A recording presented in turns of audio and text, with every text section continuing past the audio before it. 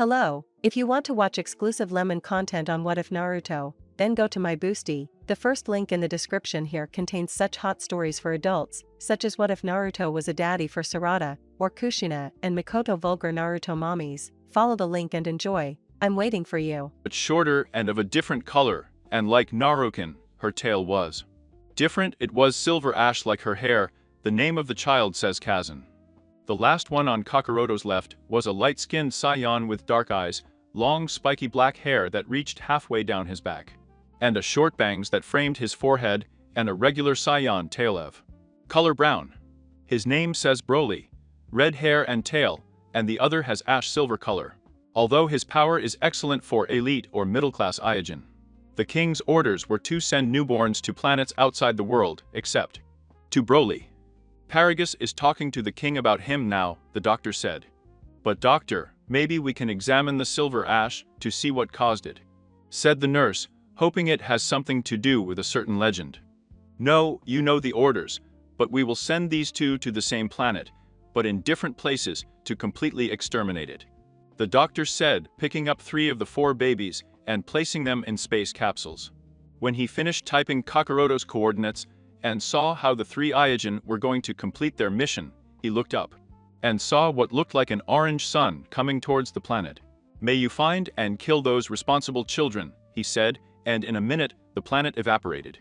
15 years later on the planet Elysium, a 15-year-old Narukin or Naruto Uzumaki, or others call him the demon brat, the midnight ape or the freak, was being hung by a snake-shaped Kusanin, while his companions of team only stood in pure fear of the man's murderous intent.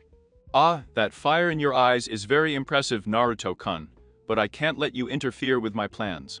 Goyo Fuin, seal of the 5 elements, said the Kusanin, and struck his 5 fingers that were burning with purple fire on his stomach, creating a strange symbol on his original.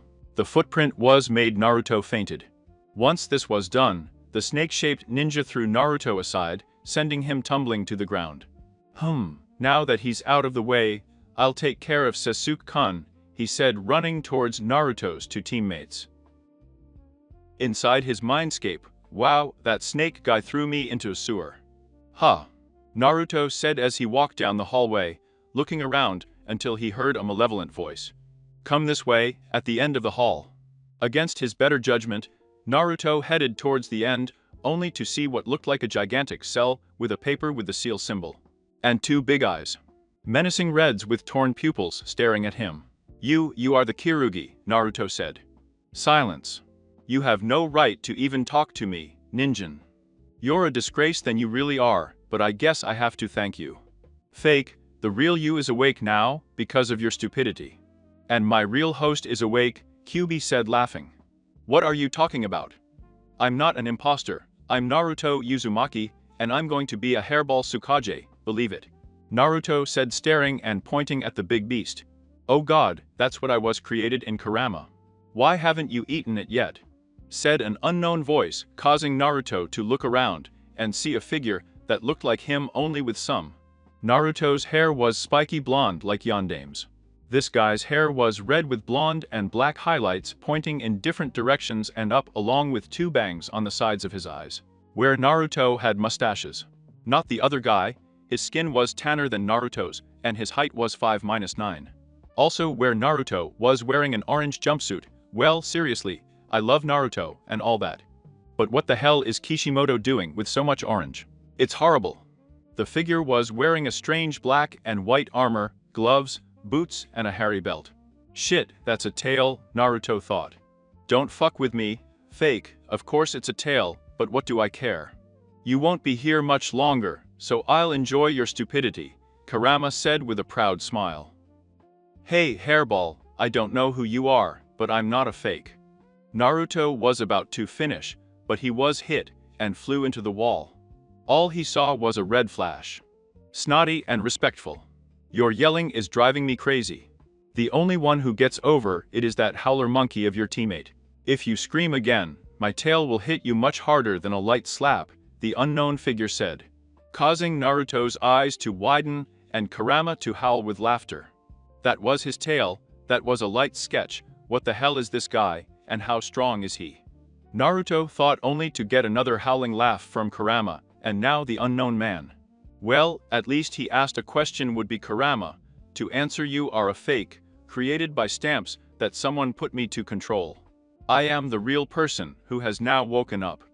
I'm Narukin, a scion from planet Vegeta sent here to wipe out the planet, except for a few he met before I became you. An abomination of everything I believe in, so now Hane, said the figure now called Narukin, and put his hand into Naruto's stomach. It's wait, what about you, our dream? Naruto said, trying to reason with his scion doppelganger. Your dream of Okage, huh? It was never mine. Now let me tell you to understand. I'm about to come all over your insides. So what? No homo, Narukin finished and fired a burst of ki through Naruto's stomach, completely destroying the sealed version.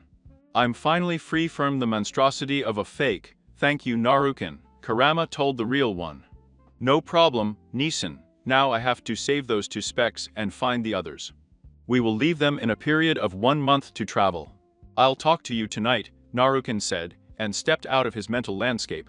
Outside, Narukin woke up outside examining his clothes to his surprise. Mada's orange jumpsuit had disappeared and had been replaced by a long, open and sleeveless black trench coat with a shirt.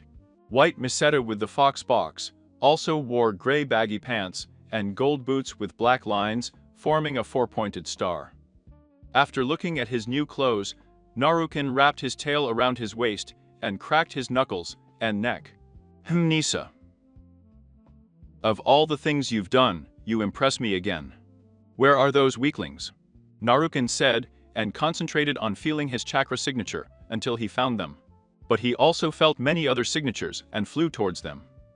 With the same signature as the sound equipment. There are 3 of them. Perfect, Narukin thought, and flew faster towards the signatures. While Narukin was descending, both Otto and the Genin of Konoha were surprised to see a red-haired guy with blonde and black highlights, who was 1.75 meters tall. What the fuck are you looking at, you weaklings?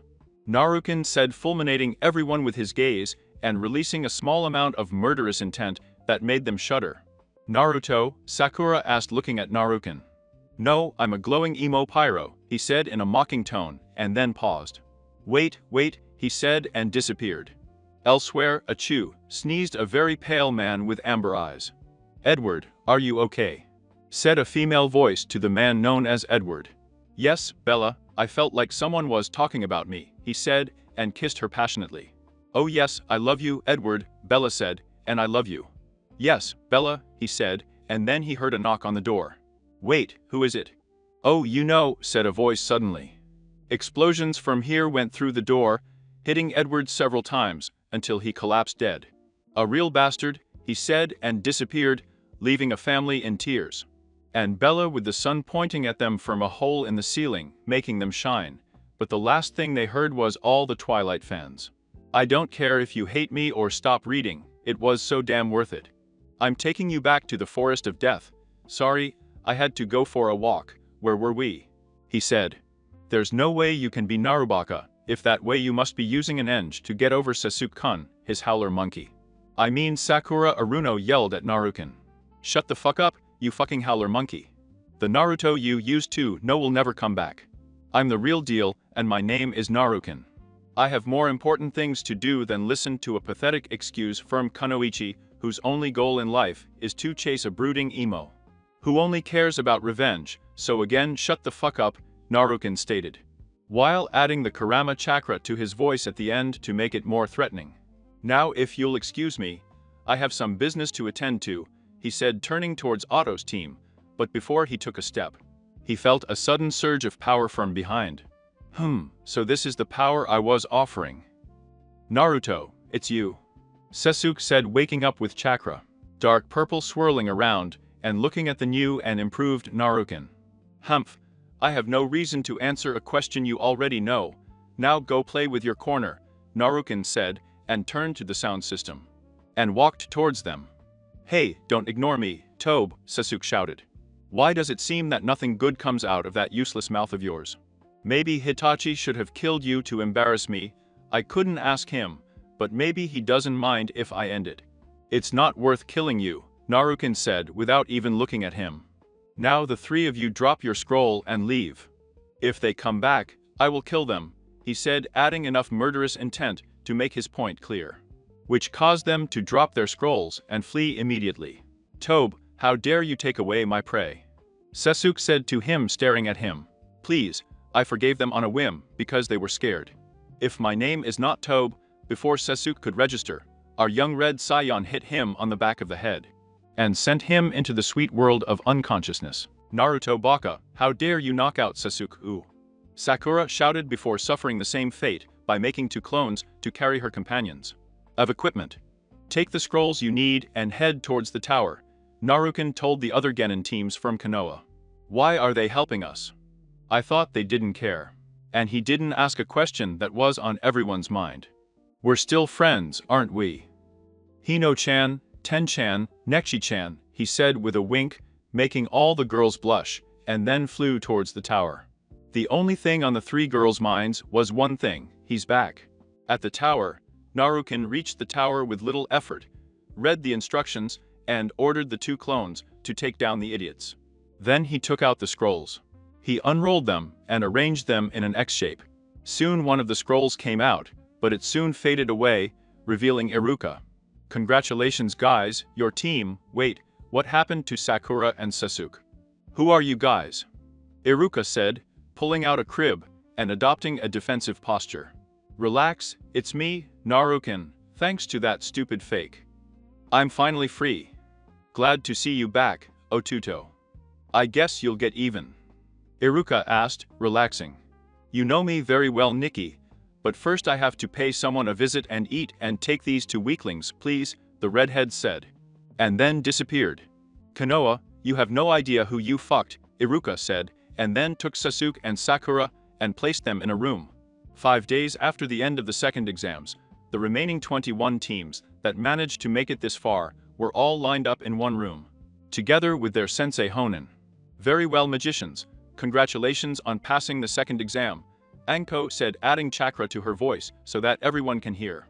Well, at least that eliminated the teams. Now there are only 21 left, but I was hoping for 10 or less. Well, Kakashi, your students did well, but mine are here too and they did better. The luck of your students is over now, because mine are out of their class, Guri told his eternal rival. Huh. Did you say something?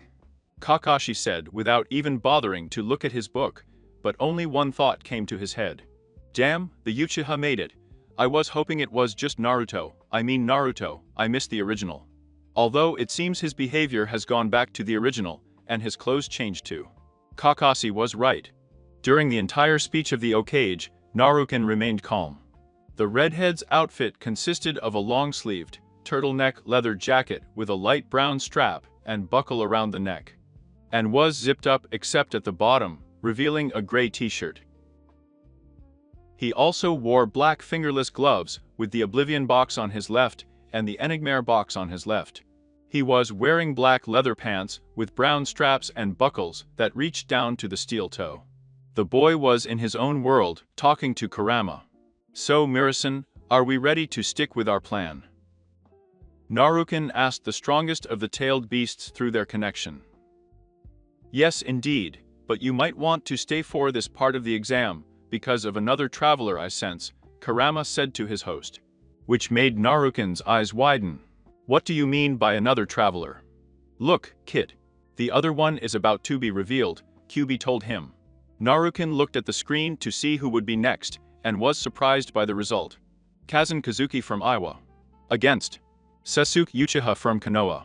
Kazan, that sounds like a Saiyan name, Naruto thought.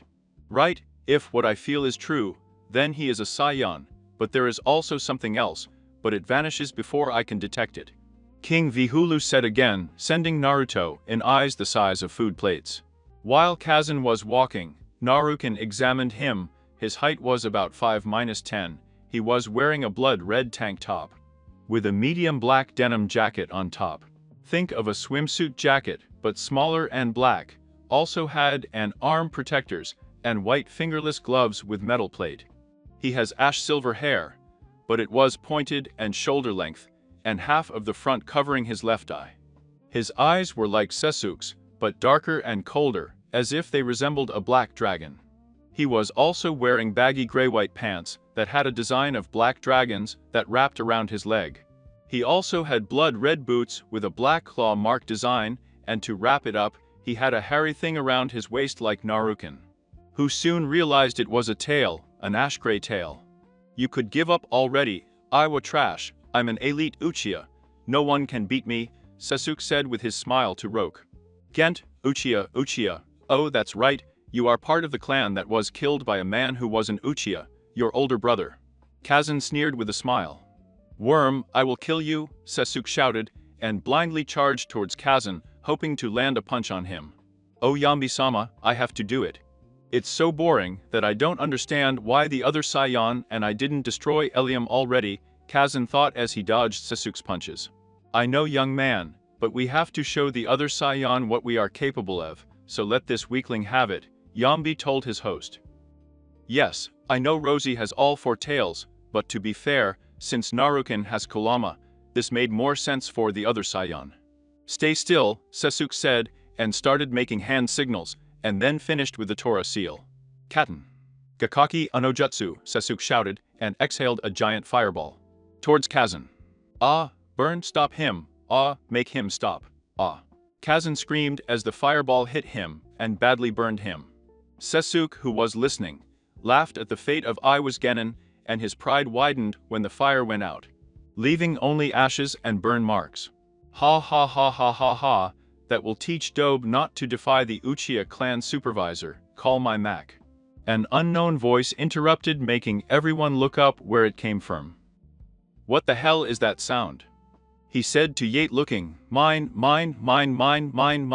it's coming, and it sounds terribly similar to mine."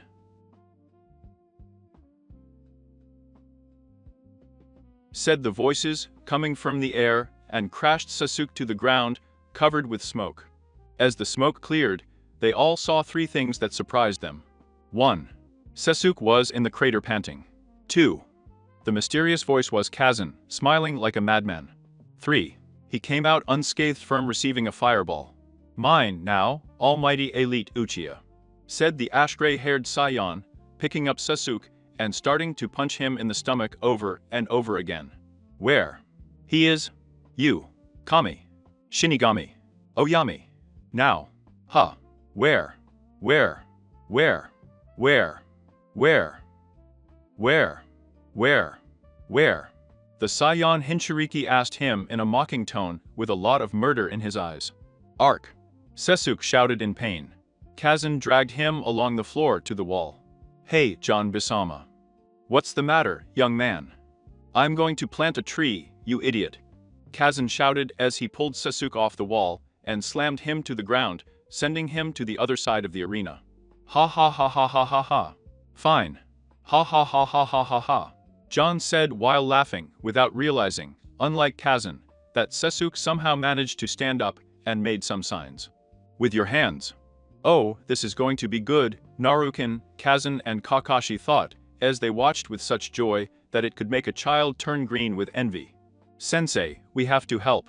That monster is killing Sasuke-kun," Sakura said, pulling Kakashi's arm. "Unfortunately, Sakura, I can't.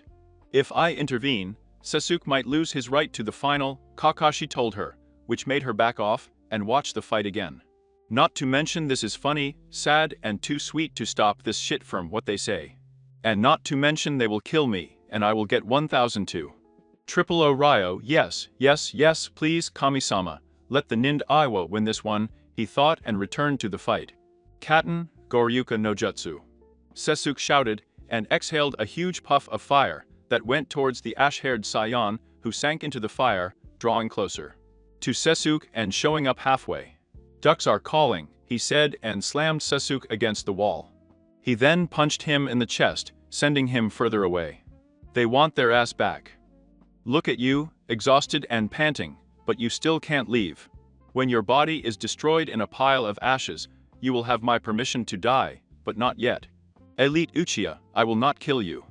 I'll let you live to remember that it doesn't matter what you do or who you turn to. You will never be able to match my power." "Only one can," Kazan said, and started to walk away, but he looked at Lucia again, with changed eyes, which surprised most, even Naruken. They saw two Sharingan eyes, but they were different. The background was black onyx, and took them, and the lines were white. Run, run and hold on to life, and then one day, he said as his Sharingan morphed into a pattern of white flame with a ring, and inside the ring, there was a white razor design, and a black dot. When you finally have the same eyes, come and face me, he said and returned to the stands. Knockout winner Kazan Kazuki, we need a doctor, Ayat stated, and watched along with the others how he got along. To Sasuke screaming from his shattered body. The rest of the fights were the same as the canon, except Naruken cheering for Imada and Neji. Him and Kakashi cheering for Ino to kick the howler monkey sent from the ass of hell, which for others was cruel and fucked up, but they were simply given an answer that dropped them. Look at us any longer and we will show you despair. And then he turned around just to watch the next game.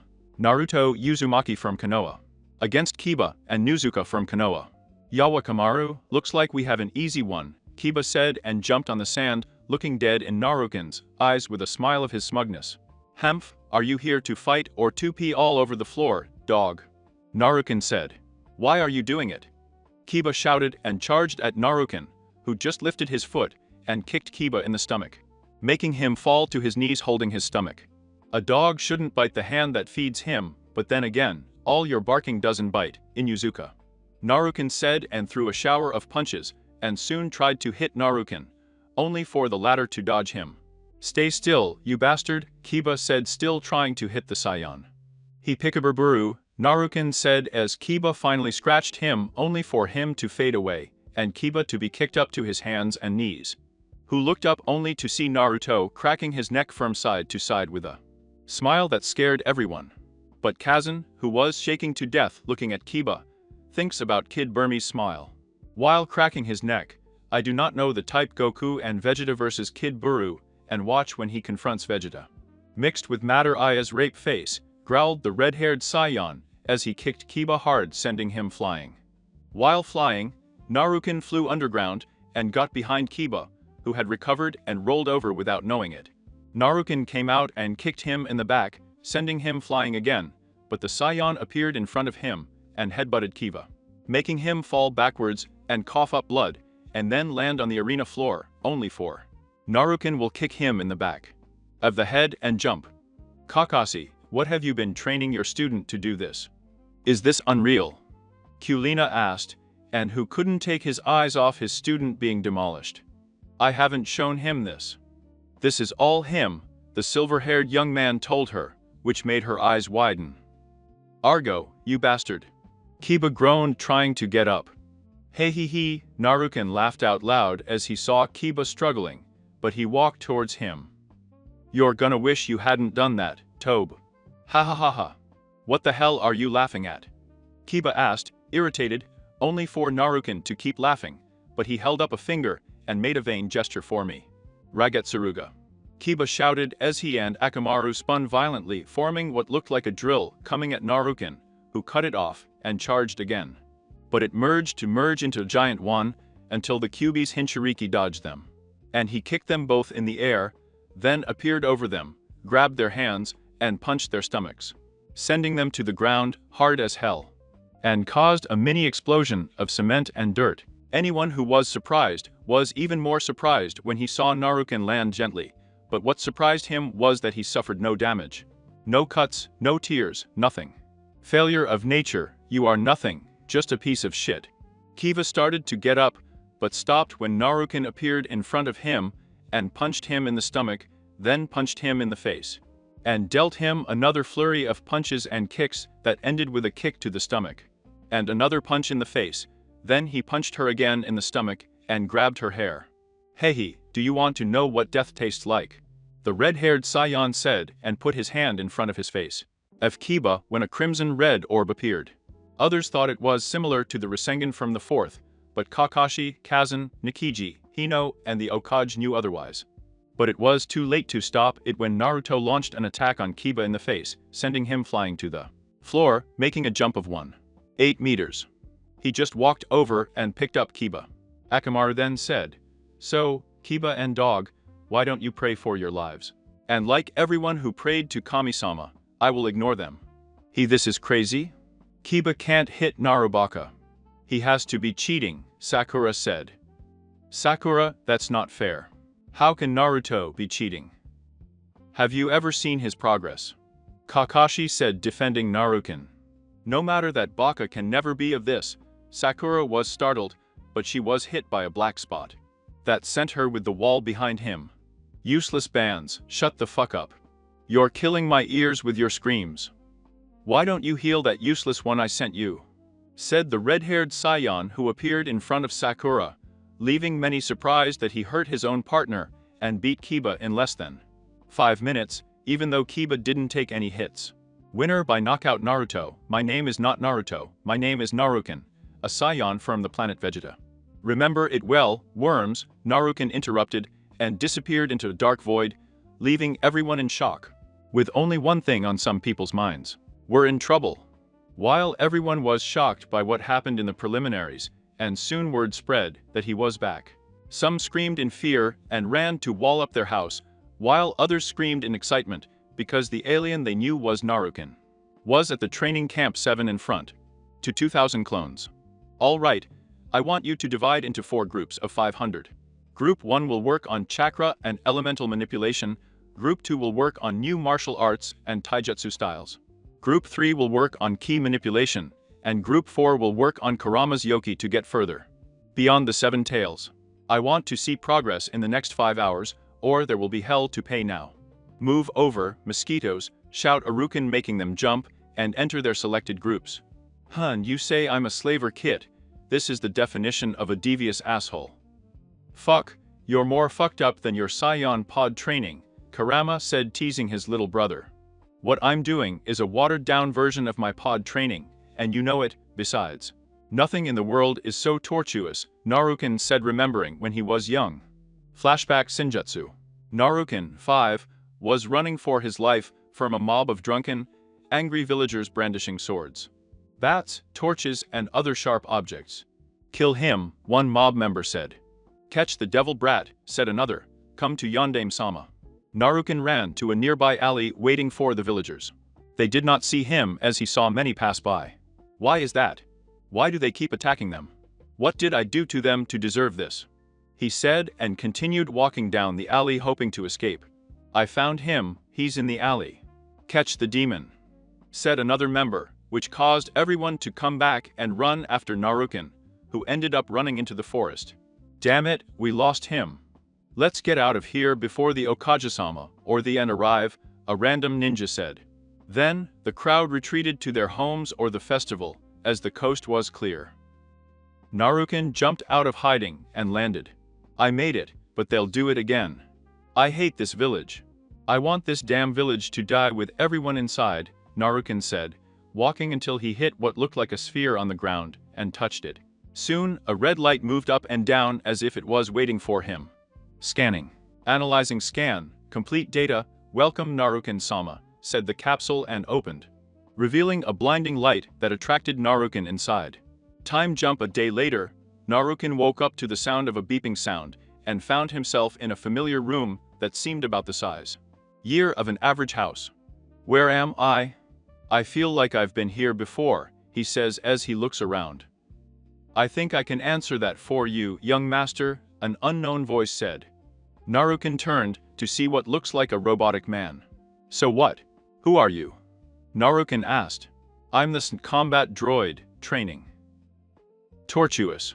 Naruken doesn't need to know that to save himself trouble. He looks like Kyrax from Mortal Kombat, the newest and one of the last 2 models of the Saiyan race. The combat droid told him. What is a Saiyan? Naruken asked his droid. Ah, a questionable answer for you, let me explain, said the combat droid.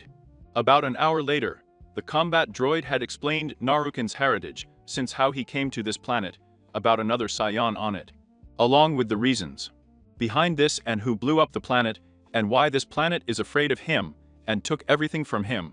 The droids know everything. To say that Naruken was happy was like saying that Krillin would beat Vegeta. Totally fucked up. They are the reason I have nothing. They took everything Kakauji, and Techini, and Yukani, and Koni, Yugao Oba, Nikiji-chan, Ten-chan. Hino-chan and Ina-chan, those bastards raw, Naruto shouted angrily, causing his ki to explode in a blinding light. When the light went out, she revealed that only her hair was more pointed, and pointed upwards, along with her 2 bangs that were bent up, but it was replaced by 4 large bangs covering her. The color changed from red to silver with red and gold stripes, his eyes changed from purple to teal, and the pupils disappeared. And his red aura shot out like a raging fire, but it also twisted around him. Narukin-sama, I can't believe he turned into Super Saiyan according to legend, the combat droid declared. Looks like I'm going to make droid, Narukin asked. Thus, this capsule and I have received knowledge of various techniques along with some jutsus from this planet that I gathered. Taijutsu and art, martial arts and chakra manipulation, and that I will teach you over the years. I have also made improvements to the capsule that was in the lower room. 1 day will equal a whole year, you can hold out as long as you want, the droid told him. Okay, then we'll spend a total of 4 years. Years in, understood teacher. When I'm done, you'll be able to beat a lot of people on this planet, but you'll hate me a lot, droid started, and pulled out a giant 5-pointed shuriken. We danced. 4 years later. It had been 4 years since Narukin entered the special space, which was 1460 in total. Narukin had mastered all the jutsus, techniques, taijutsu, martial arts, and chakra and ki manipulation. For the past 6 years, Narukin had also talked to the Kyugi, and found that he was a good person if you get to know him. And get over that being of demonic chakra capable of killing you with a blow of the tail. Narukin and Kyubi have bonded to the point of a brotherly relationship, even to the point that Kyubi told him his name, which is Kurama. Narukin's power had skyrocketed beyond imagination, and he managed to maintain his Super Saiyan form by training on it. For half of his life, he created his own version of heaven with Kurama, and even learned a couple of things from King Vihu that not even some Hinshiriki who bonded with his host learned. The reason why the fox attacked, and who sealed him in Narukin, to which all the young Aijin responded. Damn room, you better get lucky, he's dead. His appearance had also changed. Our red-haired Saiyan was wearing a blood-red jumpsuit with black armor, in addition to a black bracelet, and black boots with yellow tips. Similar to Bardek's, but of a different color. Also near the end of the training, the combat droid had been able to sneak into the ruins of Yuzuseo Gakure that contain a variety of seals and had Narukin smiling. Currently Narukin was walking towards the door of his space capsule when his droid stopped him. Master, when you leave, what do you want to happen to the ship? Ki asked. The second you get out, bury this ship inside the cage monument. When the time comes, I will come and pick her up to leave this planet until then. Remember what we talked about last month, start that project immediately. If it goes well, he should be down by the time he comes back in 6 years, Narukin said, and walked out. As you wish, my master, Ki said, and returned to the depths of the capsule. Out of the pod. According to his instructions, the second he stepped out of the capsule, Narukin finally got out, and took some time to stretch his legs and arms. Now what do I do? Eat? No. Train? No. Murder? Not yet. Or, I know maybe I can deliver a shipment of gallons full of LS, Narukin said, but he was interrupted when he felt something coming. So someone is coming, I will have to stay on guard and protect all my vital areas. Suddenly, he felt a quick blow on his neck. Oh no, my neck, my most vital area, was his last thought before darkness consumed him. I got you, Gaki Makoso. Now we can fulfill the prophecy, an unknown voice said. Back up without Jutsukai. After training for about 5 hours, the clones dissipated and sent their memories towards Narukin, who smiled. Excellent, Kurama, open it, Narukin said to King Viju. Holy demon style. Throat, black cavity, Kurama shouted as he watched Narukin consume himself in his Yuki chakra. And then watched as it detached from him and formed what looked like a gigantic black eye in front of him. Narukin was amazed by his tenant's work until he felt something. You know, Kazunsan, it's rude and dangerous to spy on people, even if we are both Saiyans, he said. And lazily launched a blast from here into a tree, causing it to explode when Kazun jumped out of it. What's the matter? Tell me, Stalker, because I'm making a lot of assumptions right now, Narukin replied. I'm going to ignore that, Kazun told him. Anyway, your new planet. Take me there. Why is that? Naruken asked. I hate this world. They brought me here with you and sent us to different parts of Iwa. He was an orphan. I suffered abuse in almost every possible way because Nicola reminded them of the Viju. But I was adopted by a man named Rossi, or as you know him, Yoten no Rossi, Rossi of Lava Liberation. He raised me as if I was his own son, and I saw him as a father. When I was 5 years old, we discovered my capsule. When I found out who I was thanks to my combat droid, or I call it Nench, combustion, I got really angry, and in fact, I became Super Saiyan at the age of 6 and swore to kill the person. That destroyed my family and my planet. But even then, with Rossi, he was still my father. After my 7th birthday, I finished my training inside my capsule for a day and went out with Rossi Tuchin. When the Iwa ninjas, our own ninjas, surrounded us and knocked us unconscious. When I got to Rossi, Tuchin was on his feet and scared. It turns out that Rossi Tuchin was accused of murdering those civilians years ago and of having outlived his age by his biju. The Senin Saruno Yambi, wise four-tailed monkey. As such, I was knocked unconscious again while missing Ian his biju, effectively killing him in the process, and they placed John Bizama on me. When I recovered, John Bizama told what happened during the extraction, but he remembered only parts. When I heard that Rosito-chan died, I exploded with rage. My power went out of control, destroying everything and making that the ground would rise up and break. My hair, in my Super Saiyan way, went from ash gray to dark red with black highlights, but it was even more pointed and wild. But it pointed in different directions and was split, except for 2 bangs on the sides of my eyes, and a white light surrounded me. Think of a Super Trunks, but of a different color. I never realized what it was. Don't do it yet, Kazan explained to Naruken. After it was over, I hid my intelligence and powers and pretended to serve Iwa faithfully until I found the other Saiyan, to Naruken-san. Kazan explained. Naruken searched for some deception, but it was surprising enough that he did not find it. Not even reading his heartbeat with his sense of ki. Humph, all the way. Humans will find ways to keep the power in their favor, as always, and now they use us all. The Vihuls as a means to obtain it, Kurama said, angry that another one of his had been used as a weapon once again. And even more importantly, had murdered his original host, whom the Saiyan considered a father. Humans have fallen into this world, but now what do we do with it? Naruken thought. By the way, don't be offended by that damn monkey, and it will work in the long run. In addition, you can figure out how to overcome the Super Saiyan, since it seems that he did it instinctively. Besides, what will one more person do to ruin it? He tries the opposite, especially since he is a Saiyan. And January, Kurama explained to his host. Okay, so Kazan, you can join me. But first let's look at a little project I've been working on with my droid for the last 6 years, Naruken said, closing his throat, and flew towards the Okage monument with Kazan flying behind him. Inside Naruken's capsule, as soon as Naruken and Kazan entered the capsule, Kazan was surrounded by blasters, knives, swords, smoke shurikens and other various weapons ready to kill him in an instant. Master, an intruder has broken into the capsule. What should I do to get rid of him? My lord, Ki said as he turned his right arm into a blaster and aimed at Kazan's head. Oh, it's lovely to be threatened by a combat droid with a late-model blaster. Oh, how scathing, mocked Kazan, who replied, Master, your commands. Drop all the weapons.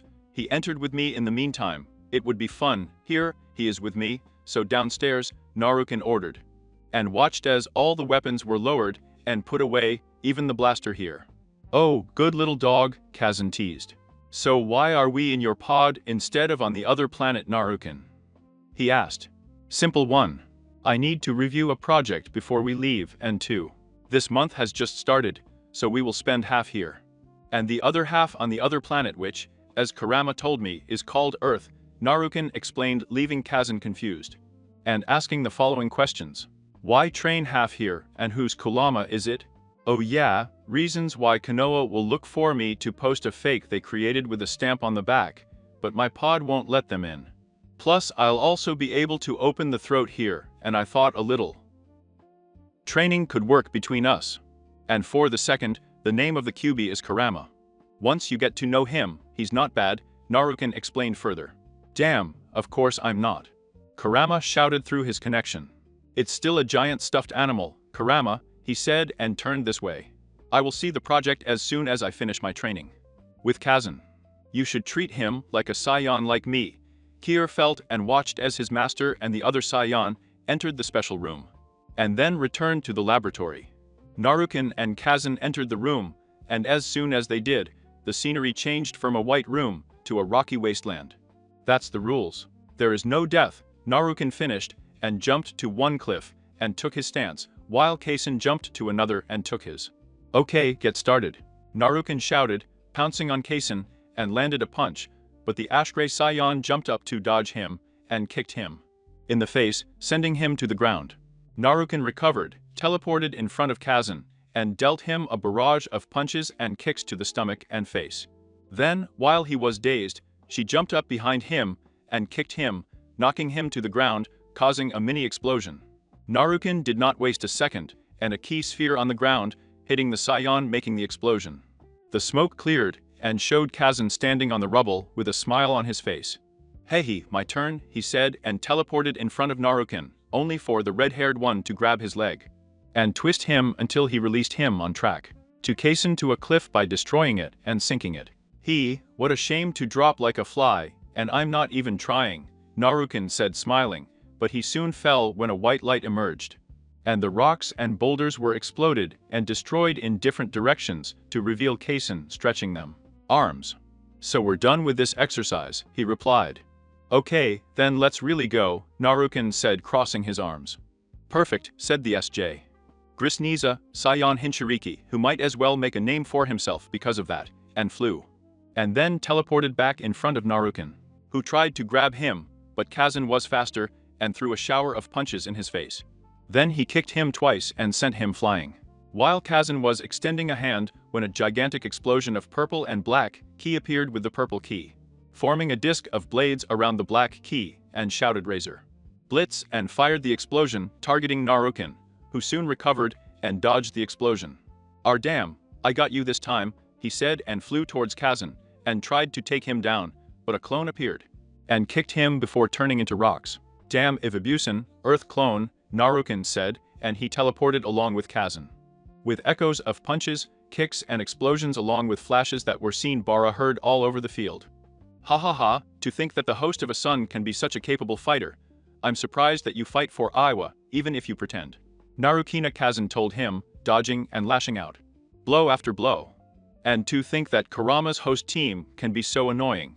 I'm surprised you didn't kill them earlier. Kazan replied, blocking and sending punches. Then Kazan took the offensive and sent wave after wave of punches towards Naruken, forcing him to block until Kazan hit to Naruken against a cliff, crashing into him, and sent a shower of punches to his stomach. He then kicked him, making him fly while spitting saliva. Raw, Kazan growled and punched Naruken in the face, followed by a powerful axe kick to the ribs. Argo, ha. This is amazing, I haven't had this much fun in a while, Ra. The red-haired man roared as his Quiroyo swirled around him and rose up to reveal his Super Saiyan form.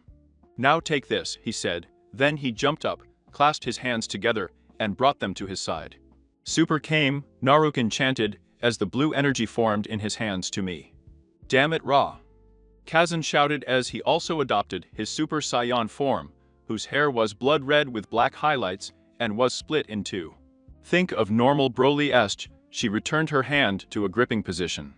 As a green energy with black and white lightning flashes surrounded her. Take this final glow, he said as the energy grew bigger and the sky turned black. Ha! Attack! Both shouted and launched their attacks, colliding in a clash for dominance.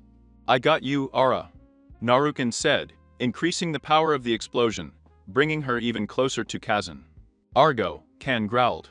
I can't lose, I have to use it, he thought. Big. Kan screamed as her white ki exploded like a tornado.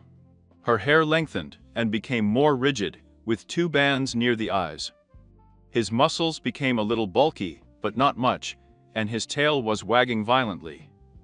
A white lightning flashed around him, and his eyes lost pupils. Sorry for holding back, but this is my ultimate power.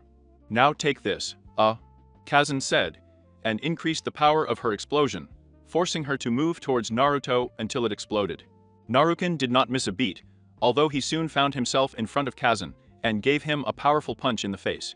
Just to make the Saiyan smile, and slapped Naruken on the back, then grabbed him by the arm and threw him into the air and made hand signals. Katen. Moruki Kyuno Jutsu, fire style. Licking kick jutsu, Kazan said as his foot was surrounded by light green flames, then he jumped into the air and kicked Naruken in the center, right in his stomach, which caused him to crash to the ground, leaving a crater and 2-degree burns. It's okay then, Naruken said, and formed his own hand signals as his eyes turned red. So, Kenryuden no Jutsu, hellish style. Flame Dragon Jutsu, he said as black flames emerged from the ground and formed a serpentine dragon with white eyes and aimed at Kazan. Yoden. Jingoku walked in Iron no Jutsu, lava style. Slow-burning Jutsu of the Hellhound. Kazan roared and spewed lava out of his mouth, transforming him into a big dog of hell and faced the dragon. This is Kazan. I put all my power into this attack. Now he dies, Naruken said. Argiloten, lava style, Kazan said, forming one-handed signs. No. Naruken. Shakugaryugen, scorching rocks, Kazan. No, Naruken. No jutsu. Kazan finished and threw multiple molten rocks towards Naruken. No, not saying to the machine while the room was transforming.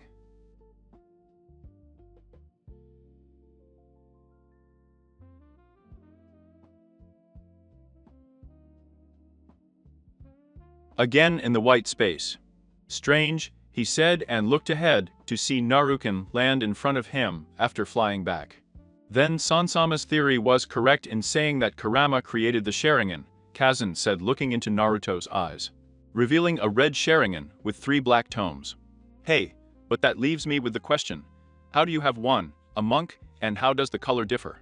Naruken asked, listening to Kazan explain how the chakra was absorbed by another chakra and how, without realizing it, Kurama expelled large amounts of chakra that everyone thought was his or Kazan's because the chakra was everywhere.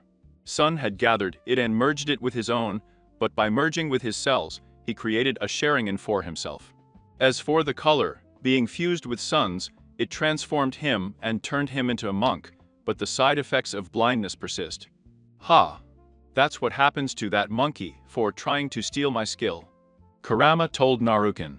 True, but that's not the point, Naruken thought. It's okay, fuck it, if you use your Mongetio and swap it with his, you'll fix his blindness and yours in the future. As long as this shit doesn't use it to control my kind like those Uchibaka, Kurama said. Kurama said that we can change eyes when we are both together, when we suffer from the effect of blindness, Naruken explained. To which Kazina felt in response. Now come on, I have a project to review, and then we'll leave, Naruken said, and walked towards the lab with Kazan following him. A month later, the finals of the Chunin exams finally arrived. All the inhabitants of the village came to watch and bet to see the so-called demon child die. In the cage booth, I was sitting. Iris and Sarutobi, waiting for the arrival of the other cage, who arrived immediately after 5 minutes. The Cause cage, Oroki Pedro, and 2 arena guards, the Tsuchi cage Onoki. Along with the Gobi Hinshirikian and his granddaughter Kurotsuchi, and finally the Reikaikage I along with his 2 guards, the Ichibio Hinshiriki Kirabi, and the Nibi Hinshiriki Yujitoni. Well, it's nice to see you all again, Kazakage Dono, Tsuchikaige Dono, and Reikaikage Dono. Irizen said smiling at the others who had taken their chairs. Ah, I'm surprised you're still active, oh Kajadono, although I think you and Onoki should retire, Frosty, the snow rapist in disguise, said. I disagree with Kazakajadono. Both of them should have passed the hat by now, but that can wait until after the exams, so Sarutobi. Who do you think will win? I said with a smile. Personally, yes, I have a promise about Naruki Nuzumaki and Kazan Kazuki from Iowa, Irizen spoke. I see. It doesn't matter. My son Garo will beat everyone without hesitation, or feeling the slightest remorse, said the Kazekage. Yujito was looking at him from behind. With her gaze fixed on him, knowing that something was not right, Kirabi focused on Hans, who, unknowingly, was watching the stadium and looking around. Come on, Kazan, don't give this old man any importance. I've already lost my best friend to him. I don't want to lose you, my nephew, she thought. Heh, We'll see which number is the best. Kanoa, Iwa Osuna, Onoki said with a smile that made the other cages open their eyes like plates. As he looked around and thought, where's that gun of mine? If he is with the enemy, I will execute him and place the zombie in a more loyal army. Now where is he? Hemph, we'll see, the indecisive old I said, and turned his attention towards the stadium, as it seemed that things were about to start. Downstairs, currently, the contestants were lined up and waiting, everyone except Naruto, Kazan, and Dosu. A honey with a zenbin in his mouth came up and talked. Welcome everyone to the final of the Chunin exam, he said, adding chakra to his voice for everyone to hear, causing the crowd to roar in applause and excitement. Since Dosu Quinta decided to withdraw from the tournament, he will be replaced by someone who wishes to participate. Sasuke Uchiha from Kanawagakure shouted at the end, making the crowd roar. Stronger in her eyes than the kami on earth can participate despite being eliminated by the Jiniwa, more like an emo bitch on earth. Okay, my name is Genma. I will be the supervisor of the final, so there will be a change in the matches, so watch carefully because I will only show it once, said Genma, taking out a piece of paper and showing it to him. Okay, everyone, but Naruki Uzumaki and Sasuke Uchiha, please head to the stands, he said, and watched as everyone except Sasuke left the field. Naruki Uzumaki, you have 2 minutes before you are disqualified, Genma said. Heh, that dobe is afraid to face me and the Uchiha elite, Sasuke started to say, but stopped as the sky darkened. And an eerie sound echoed in the air. Noops filled the sky, and what seemed like a ringing bell filled everyone's ears. 2 images appeared. One was a giant whirlpool that very few saw on the backs of Chunin, Honin, and Narukin. It was the Uzumaki symbol, but it had the Uchiha shield inside with the design of a gust of wind. The other one was different. It looked like the Uchiha shield, but the color was different. Where it was supposed to be red, it was white, and the white was black, with 2 gray dots on the outside, a big white crescent moon. Soon, lightning flashed across the sky as the beat picked up, and a voice, dark but sad, sang, "You're broken, so am I. I'm better off alone. I have no one to turn to. And nothing I can call my own. Franco, me too." Explosive words that your world wouldn't understand. Stay away again. You are defeated, so am I. I have a heart of stone. No medicine can take out. What has taken over me, you are suffering, me too. When you wake up, remember why. I've been running away from you, world. Disgraced by your world. Your world. Your world haunts me. Many of the crowd started dancing to the song, except for a select few. Inata, Neji. Yes, Neji almost killed Inata. He just closes her points, making her unable to move, and no. Tenten, Gara, Kakashi, Anko, Yugao, and Ruzan knew different, but as soon as those words reached Kirabi's ears, he knew those words of how he felt before becoming Kumo's hero. My blood is cold as ice, or so I've been told. Don't show emotions. And it can destroy your soul. Another sacrifice. To a torturer that your world wouldn't understand. Stay away again. You're angry, me too. 1,000 fires are burning. A land of darkness. The one I can't come back from your suffering, me too. When I wake up, I discover that I have been damaged by your pain. World. Disgraced by your world. Your world. Your world haunts me. Yujito and January knew those words. It's how they feel to this day in their village, the villages they swore their lives to. Their hearts filled when this song played, knowing that this is how they felt. They never lost. They would stick to nowhere. I will never be welcome. Among the heartless monsters, you surround yourself with feeding the pain and misfortune of others. A manic unit of deformed subhuman parasites in a feeding frenzy with the smell of fresh blood. Open your eyes and see the creatures, so they are a whirlpool of hatred and envy. Do not be so naive as to think that you are not affected by the conversion. It has already begun. You're scared, me too. A world of demons awaits. Watching the movements and filling my heart with hate, you are on fire. I will too when I wake up. And find out how I have been devastated by your world. Disgraced by your world. Your world. Your world haunts me. When the song ended, 2 tornadoes erupted from the ground. The one on the left squawked, while the one on the right squealed. They looked like normal tornadoes to the civilians, but when the ninjas from their villages took a closer look, they saw that the one on the left was a tornado. Tornado of crows and rooks, while the one on the left, as they had seen in shock, was a tornado of tornadoes. that soon merged, mixing them up when they saw two dark figures that passed their arms through the tornado, which caused the animals to separate from the tornado and reveal Naruken and Kazan. Everyone was surprised to see Naruken and Kazan standing side by side, with the crow and the crows behind Naruken, and the bats behind Kazan. Everyone was surprised to see crows, rooks and bats come out of the ground. But even more surprised was that the crows and rooks came from Naruken, the demon brat, and the bats came from the Iwanan, who in their eyes beat their kami. Better to say that they were outraged that the demon appeared as Yukiya-sama and made friends with his hated enemies. Well, it looks like we've made some enemies already, Naruken, Kazan said, smiling at the red-haired, blonde and black scion. Kazan was wearing a dark, red-collared shirt with black flame marks, ambo black pants, along with a black cape with white lightning. Think of Sasuke's Akatsuki cape, but different, and a strange dull gray mask with black visors, and what looks like 3 laser pointers on the side. There were also spikes on the sides on the top of the mask, along with strange markings, wolf predator mask, and blood-red steel toe boots. Who cares? They're all pathetic weaklings who can't even dance well, he replied. Dio Naruken. Ignoring the crowd, Naruken wore a dark red scarf that covered up to his nose and neck. He was wearing a black tank top with a tan sleeve and a black band, as well as 2 other black bands on his upper arm and a brace. His left arm was bandaged, while his right hand was covered with bandages. He wears baggy black pants with a red sash and 5 black and gray pendulums with spikes hanging from the sash and scarf, in addition to white combat boots. Just in time, Naruken-san, are you ready? Genma asked, which made Kazan want to look at the red-haired opponent. What the hell? I hid out at this pathetic waste of a social life.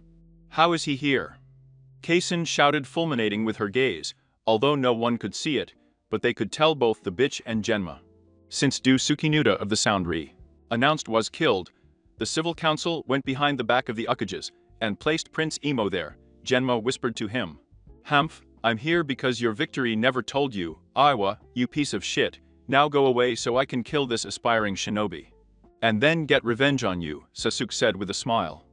Teasing, causing Kazan to glare at him, but leaves the stadium after saying a few words to the brat. When you get to hell, I'm sure your dad will love to see his intimate toy again, and I don't mean your mom or your clan.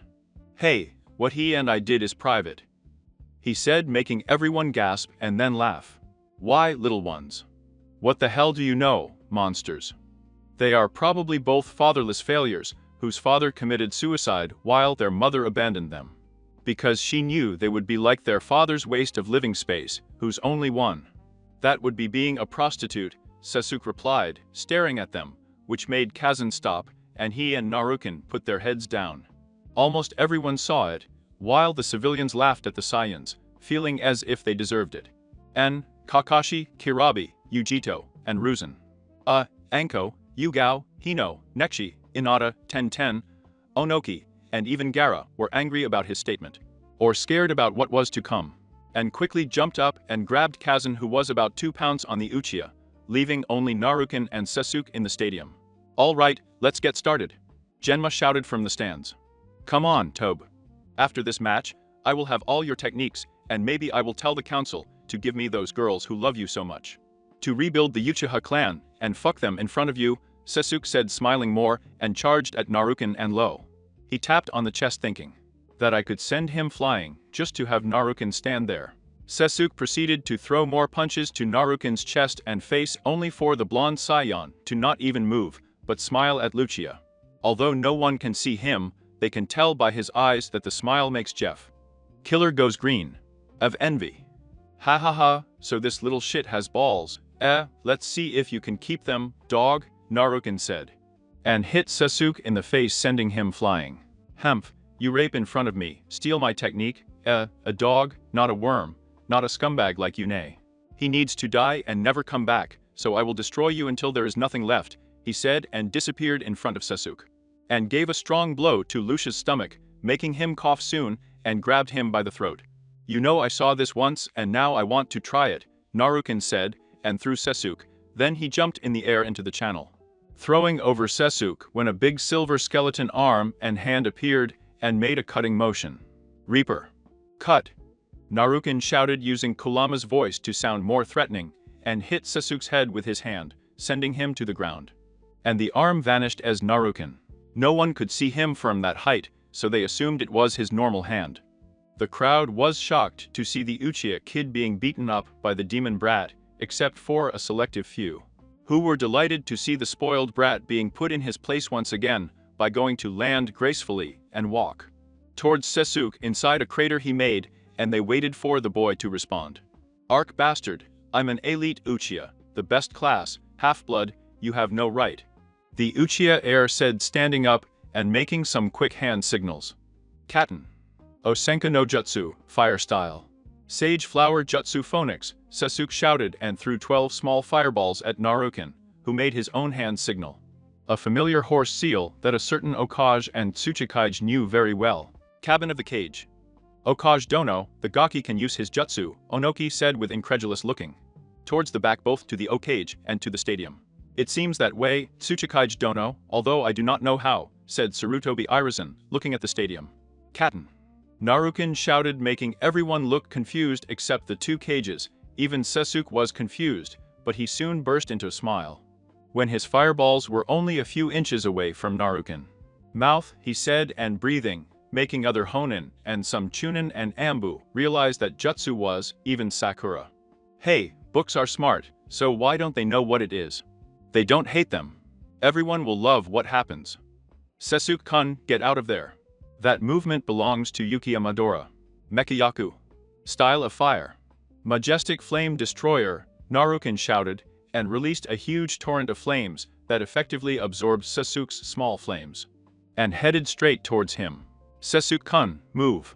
Sakura shouted, but her screams fell on deaf ears, as the Uchiha was too scared to move, while some, Kakashi, Anko, Yugao, Inonaki, and Nada, Tenten and Kazan, who had returned 10 minutes ago, were thinking about a song. And me. I've always loved you. I've always loved you. While imagining a mini them hugging Limo's grave with tears of joy and pride, oh, happy day. Sasuke could only watch as the flames approached, as his fear of death had blocked out any voice contacting him. It could only be heard. His own thoughts. Come on, Sasuke, move or you'll die, move. He thought and quickly pulled out a crib and stuck it in his leg, allowing him to move again. Then he jumped to the side of the wall over the flames when they hit this, those who imagined hugging his grave with joy and pride. They cried inside as their imagination surged when the emo rose from the grave, sticking his tongue out at them. As soon as the flames were extinguished, Sasuke glared at a smiling Naruken. So you unlocked your mature state, huh, you sissy bitch? Naruken said with a smile, and then closed the eyes. However, now it seems that I can show you how useless your eyes are in comparison, he said, and opened his eyes suddenly, revealing his 3 Tamo Sharingan, but unlike a month ago, the color is different, the main color. He had gone from red, crimson, now a golden yellow, while he took them, and they are still black. For those with truly blessed eyes. Seeing this, Sasuke's anger had skyrocketed. How dare this dope? How dare he take what belongs to the Uchiha clan? First of all, that's rubbish. Now I'll kill them, he thought, and made a couple of with his hands. Tobe, I will kill you. You will not take what belongs to Lucia, do you understand me? I'll kill you, Kidori. Sasuke said, and ran along the wall with what seemed to be a ball of lightning, while the sound emitted 1,000 birds singing at once, and pounced on Naruken, who performed his own signals with his hands and copied Sasuke's movement, only instead of a blue lightning, it was a mixture of a vibrant purple lightning and dark red energy. Phantomo no Kidori, ghost of 1,000 birds, said and pounced on Sasuke and collided his attack with Prince Emo. Both assassination moves collided for the domain and eventually exploded, causing Sasuke to fly towards the wall, and Naruken to be pushed back several meters. Arc, I will kill you, you useless trash, you don't deserve those, Sasuke started until Naruken appeared in front of him, and hit the idiot with a shower of punches and kicks both in the stomach and in the face. You are a weak Uchiha, you deserve to have no parents and no one to love. You're a pathetic asshole, willing to give up his soul for power of attorney if necessary. Now him, trash.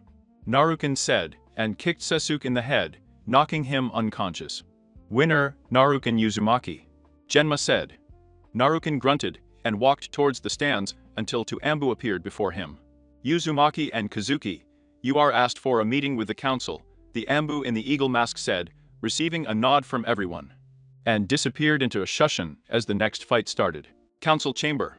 Naruken and Kazan soon appeared in the council chamber, along with the Okage, Tsuchikage, who was looking at Kazan, the Reikikage, and the fart of small children. I mean Orochimaru disguised as Kazakage.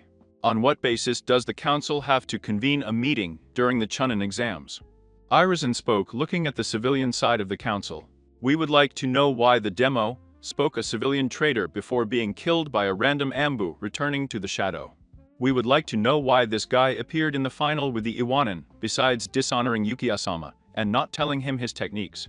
We further demand that Inoue Manaka, Nechi Yuga, Imada Yuga, Tentaniroshi, Anko Mitatrashi, and Yuga Yuzuki be used to revive the Uchiha clan for Yukiya-sama," said Sayu and Aruno, finishing what the last civilian finished. No, and by no I mean hell no." Naruken told them. "Hush, boy, you will listen," another civilian said, until Naruken grabbed him, and his Sharingan came to life. "You saw what I did to that characterless waste, and I was playing even if I said I would kill him.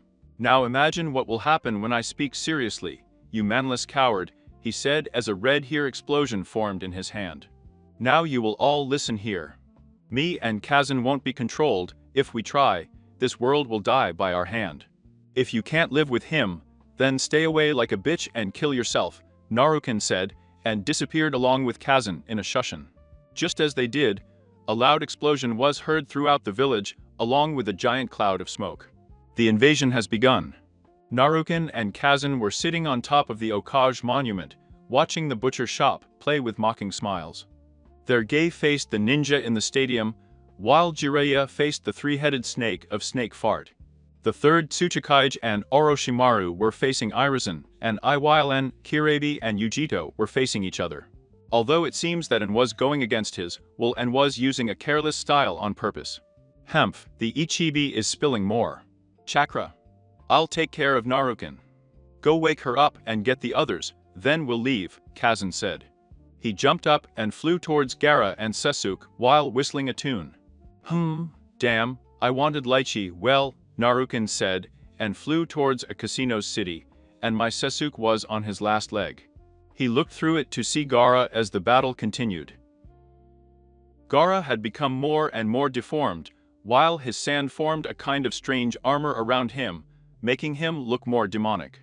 Although his gourd was gone, he could still use his sand attacks, and he could extend his arm to attack it along with his tail and move faster than ever before. Sasuke threw some kunai to distract Gaara, only for the red-haired man to push them away with his arm. But it gave Sasuke enough time to finish his hand signals. Katen. Ryuka no Jutsu, fire style. Dragon flame technique, he shouted, and blew a flaming dragon head, and sent it towards Gaara, and hit the flames that were melting the sand or turning it into glass. All Gaara did was laugh until he hit his arm, sending the pieces of burning sand to Luchiami, while creating a new arm. Shit, Sasuke said, and jumped out of the way as he tried to get up. He noticed that his body was heavier and felt the curse mark activate. Damn, I can't move, I can't die, I have to kill him, Sasuke said and closed his eyes as Gaara jumped towards him ready to kill the idiot. Gaara was a few feet away when she stopped after hearing what sounded like a violin. He started looking around as the beat increased, and an arrogant but sinister voice spoke.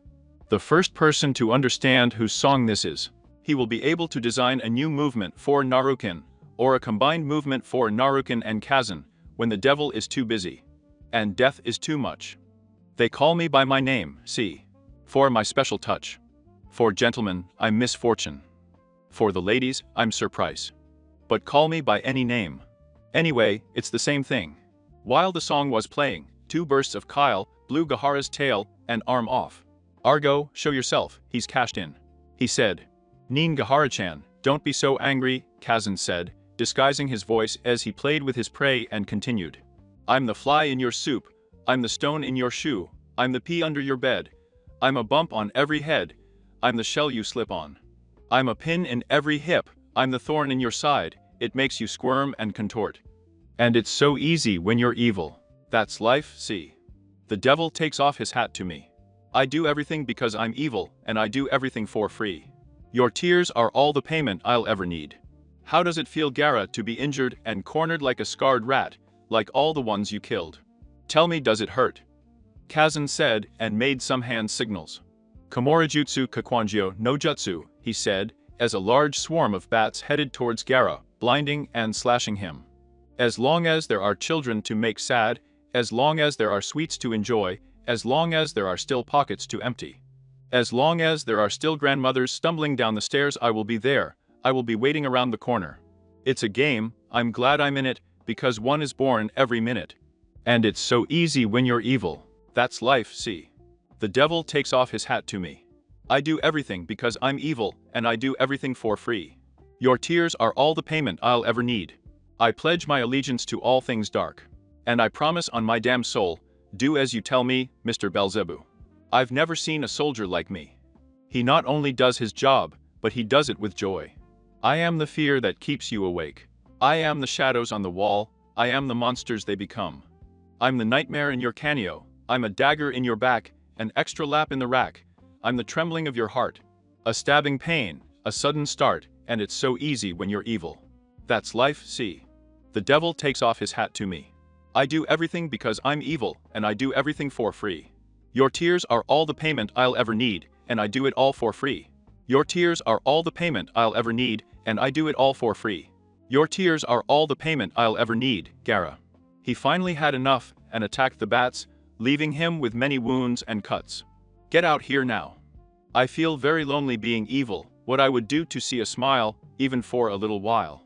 And no one loves you when you're evil, Kazan said, and walked towards Gar while the music was still playing. As Gara could see, there was a small tear coming out of Kazan. What's the matter? Tired of being evil, scarred from dying, Gara teased only to get a demonic smile from Kazan as his eyes turned black, and he spoke. I'm lying through my teeth. Your tears are all the company I need. Kazan finished when the song ended, and threw a blast at Gara in the face, sending him through 10 trees. Okay, you Uchiha, explain yourself, Kazan said, only for the Uchiha to growl and say fuck off.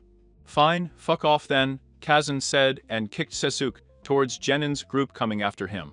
Leave or die all of you, Kazan shouted towards them, making everyone turn and run less for fear of Kazan's anger.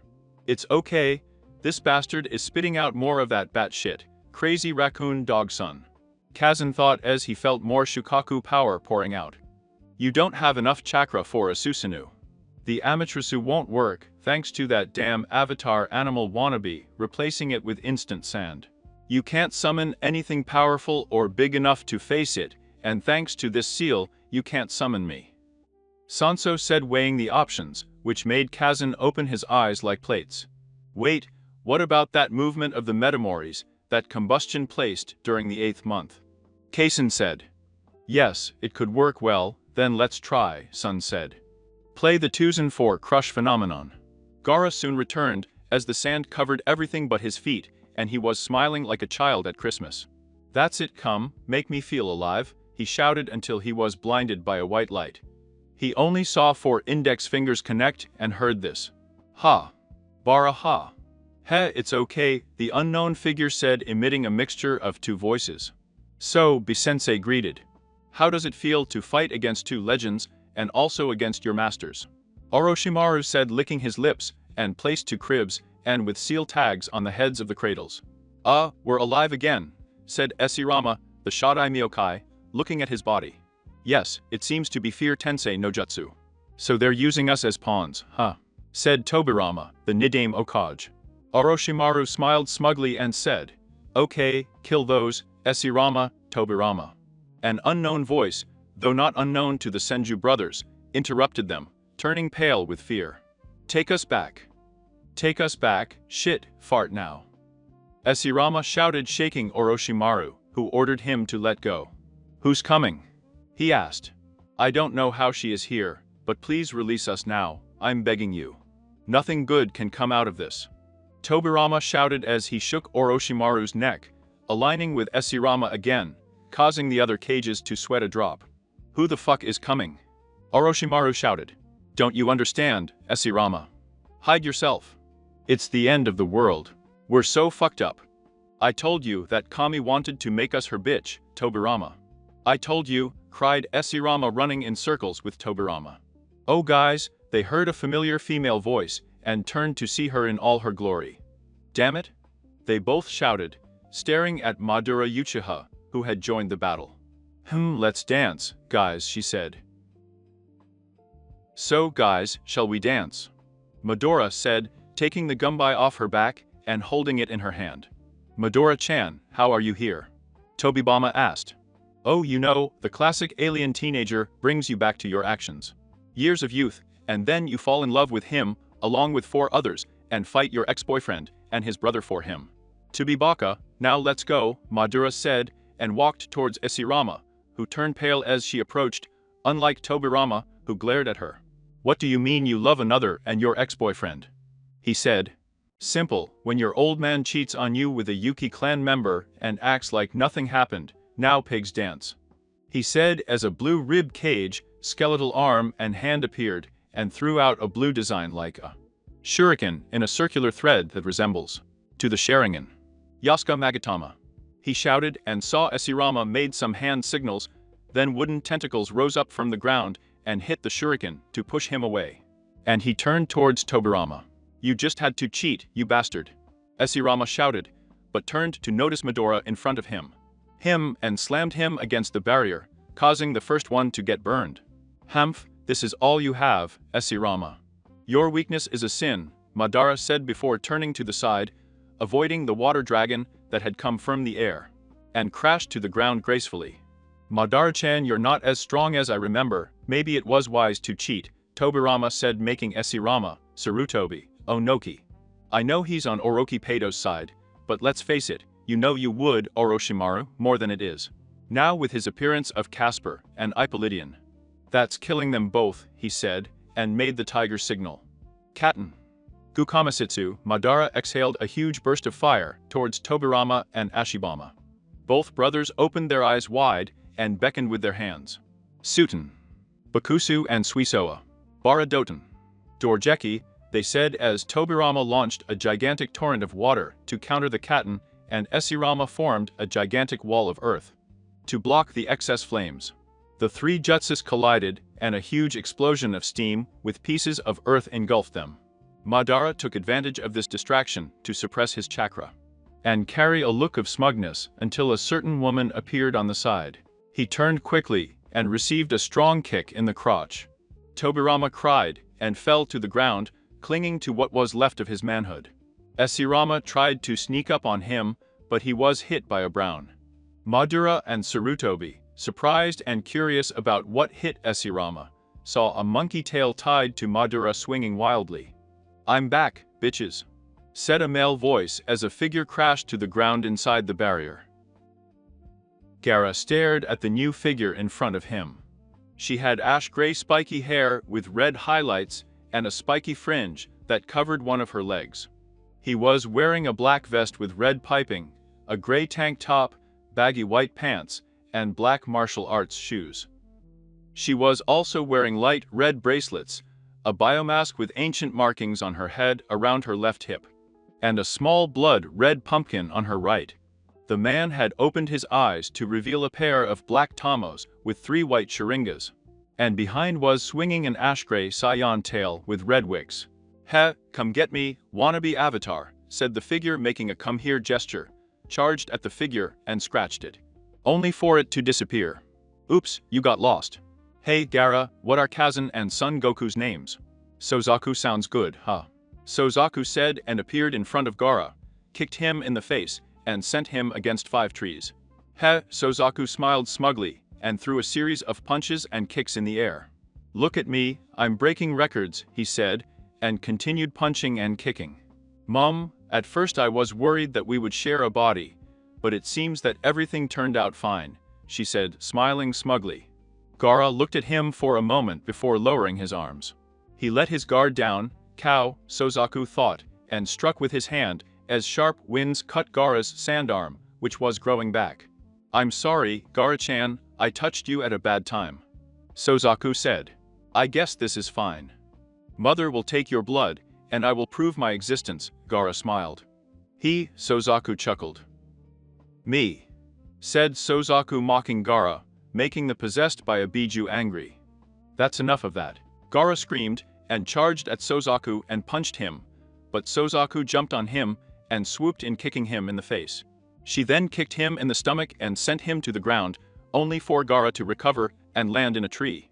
Gaara then jumped out of the tree and hit Sozaku in the stomach and threw a rain at him of punching and kicking him in the face, then jumped behind and kicked him in the back, sending him to the ground, causing an explosion. "Sand shuriken," Gaara shouted and swung her arms as small four-sided shurikens struck where Sozaku was, causing a bigger explosion. When the smoke cleared, Sozaku was seen standing smiling at Gaara without a scratch. Thanks, I needed that. Do you think you can get my back now?" "Sorry, but the body is quite new." "Oh, never mind," said the Fusion Saiyan Biju, and teleported in front of Gaara, and sent a shower of punches to Gaara's face, kicked him in the stomach and threw him into the air, then spread the hand as what looked like ash rose from the red pumpkin. Aitone. Aryuden no Jutsu, ash style. "Ash dragon projectile," Sozaku said as the ash turned into a serpentine dragon with piercing black eyes and struck Gaara. "I wouldn't breathe that into my Aitone. It's mixed with volcanic smoke along with the ashes of the dead buried deep in the ground. So unless Rakan shits there, I'll be willing to help you breathe, and bye-bye psycho," Suzaku said, smiling. But his smile went as fast as it came when he felt a surge in Gaara's yokai chakra and saw how the sand. He formed Shukaku Jutsu of playing dead, he heard Gaara say, and saw how his body loosened, and the beast's eyes shone. They were golden, with a black four-sided shuriken, and 4 small dots around the shuriken. "Yahoo, I'm finally free!" Shukaku roared to the sky and looked at Sozaku with ash moving around him. "Could you look at that? I see someone I want to kill," Sozaku exclaimed, and began to increase his power as his hair turned dark red with black highlights, stood up and split in half, with 2 explosions and white lightning swirling around him. The ground rose and broke as Sozaku's power increased and his Sharingan changed. He had a small orange slit in his pupil, 3 bones protruded through the middle of his tail, and his canines extended to his lower teeth. "Ha, now!" Sozaku roared as Suki shot and blinded Shukaku. "Die, you piece of shit, futon! Renkudan!" Shukaku exclaimed, and then released a giant blast of pressurized air towards the light source. Midora slowly walked towards the Senju brothers who were slumped on the ground. "He keeps kicking me," Tobirama told Esirama in a high-pitched, pained voice. "Why is that? Why don't you stop kicking me? Why did you cheat on her and break the whole thing? Treaty between Uchiha and Senju, you fucking faggot," Esirama commented, staring at Tobirama. "Enough talking," Madara said, and then disappeared and reappeared in front of the brothers and grabbed them with his Susanoro's arm. "Tobirama, you betrayed me, and if I could I would torture you 4 years in the stomach of the Shinigami, but I can't, Amaterasu," Midora said, and watched as the black flames burned Tobirama until there was nothing left but ashes, and then she turned to Ashibama. "It was good to see you again, Shibaka, and next time let's go with everything," she said, and he smiled. But he was pulled towards her quickly and met her gaze. "Deadly," she said, and he nodded quickly. "Fine." Midora then made some hand signals, and Esirama's body collapsed to dust, but instead of the soul rising, it had entered Midora's stomach, and a matrix seal was created on her stomach, link in profile, but you couldn't see under the armor. "Beautiful Madarame," Naruken said, and kissed her on the lips, which she happily returned. "You're talking now, Onoki," Naruken started, and activated his Sharingan.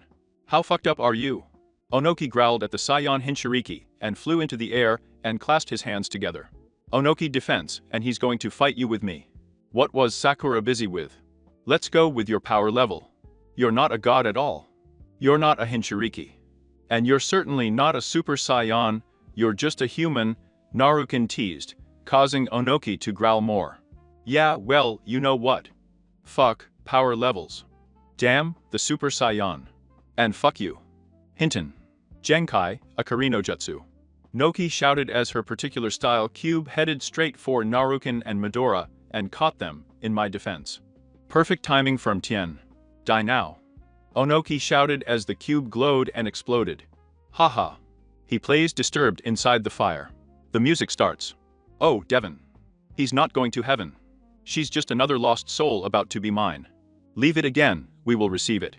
As the bullet approached, the light went out completely, showing Sozaku, now Super Saiyan, who deflected the wind bullet, as if nothing had happened, and looked at Shukaku smugly. Heh, call me Super Sozaku, he said, and jumped to the tallest tree, staring into his eyes.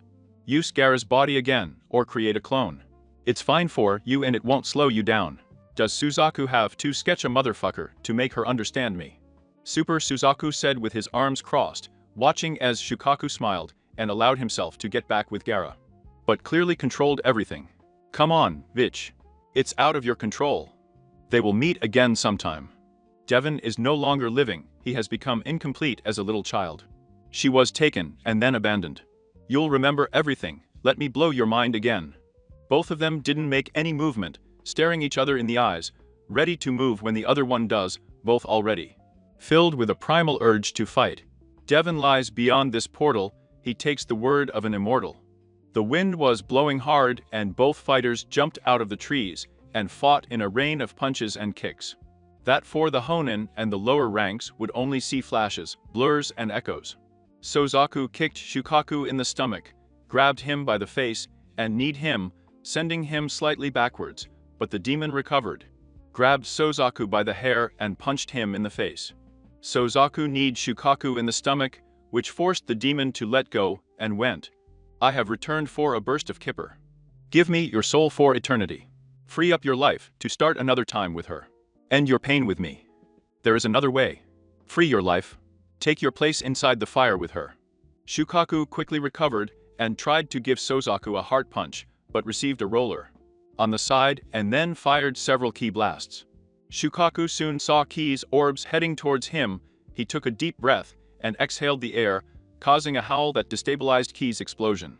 Unknowingly, he unconsciously activated his Mongetio form when Shukaku appeared behind and hit him against the ground, making it explode. The sand tanuki began to smile until the smoke cleared to reveal Sozaku surrounded by gray ribs with a red outline. Cut now and forever. You're just another lost soul. About to be mine, look at her again, you'll never set her free. You must give everything and give your life to me again. Susanoo, Sozaku said as his ribs grew and his skeletal arms soon joined together to hold what looked like to scan a prism. Link in profile. Sozaku jumped off the ground and tried to split the Vihul in half, but it dodged the blades that were cutting the tree. Futon. Datopa. Shukaku shouted and sent a huge gust of wind towards Sozaku in the hope of knocking him down. However, the Saiyan Vihulu opened his eyes wide and disappeared. Shukaku felt something and turned around, but was hit by Susanu's skeletal fist, which sent him to the ground, while Ozaku finished his Susanoo, grabbed his right eye and his Sharingan deactivated. Fire. Everything you want. As it starts to get cold and runs out of time, you will tremble until firm that light, you will remember everything. Let me blow your mind off Bon again. It is beyond him. This portal takes the word of an immortal. Song cut. Shukaku tried to attack Sozaku from behind, but the Vihul Saiyan turned and punched him in the jaw, sending him backwards. Shukaku recovered quickly, but Sozaku kicked him in the face with the shoe. Ha! Is that all you have or are you hiding your strength? Sozaku asked as Shukaku glared at him with blood running down his nose. Hey, did you know that your nose bleeds? Clean up, you're a disgrace, he finished and walked away from the boy controlled by the Biju. Die, little one.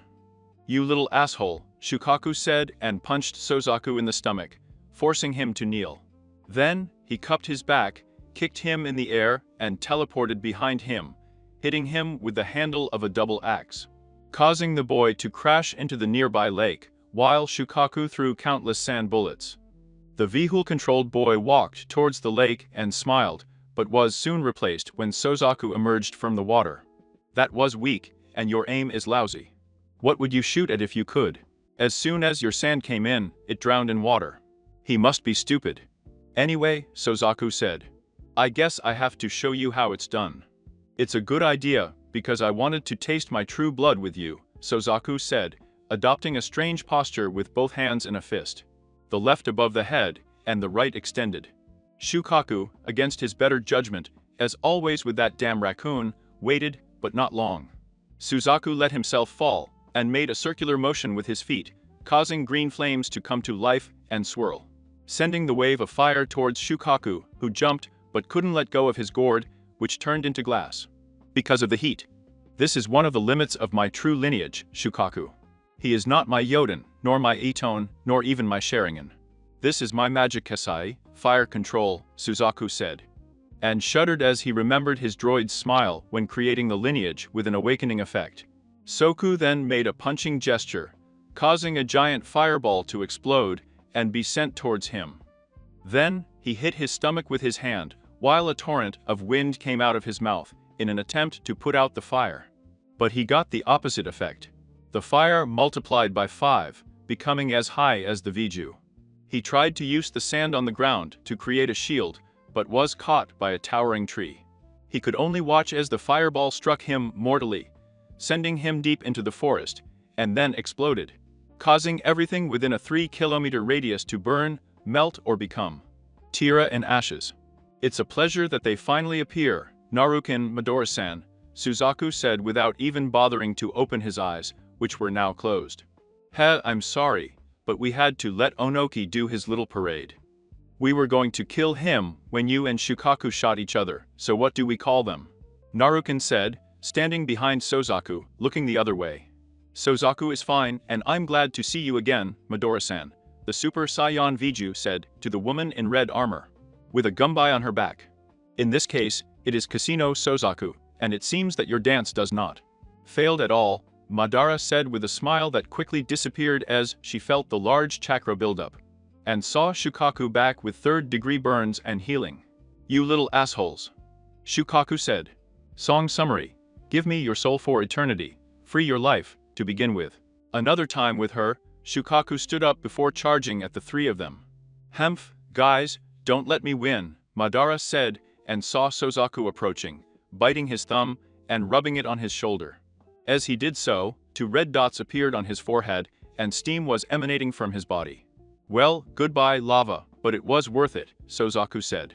Dragon dance, Sozaku said and hit the ground with his hands as a serpentine dragon made of bones exploded, and was sent towards Shukaku.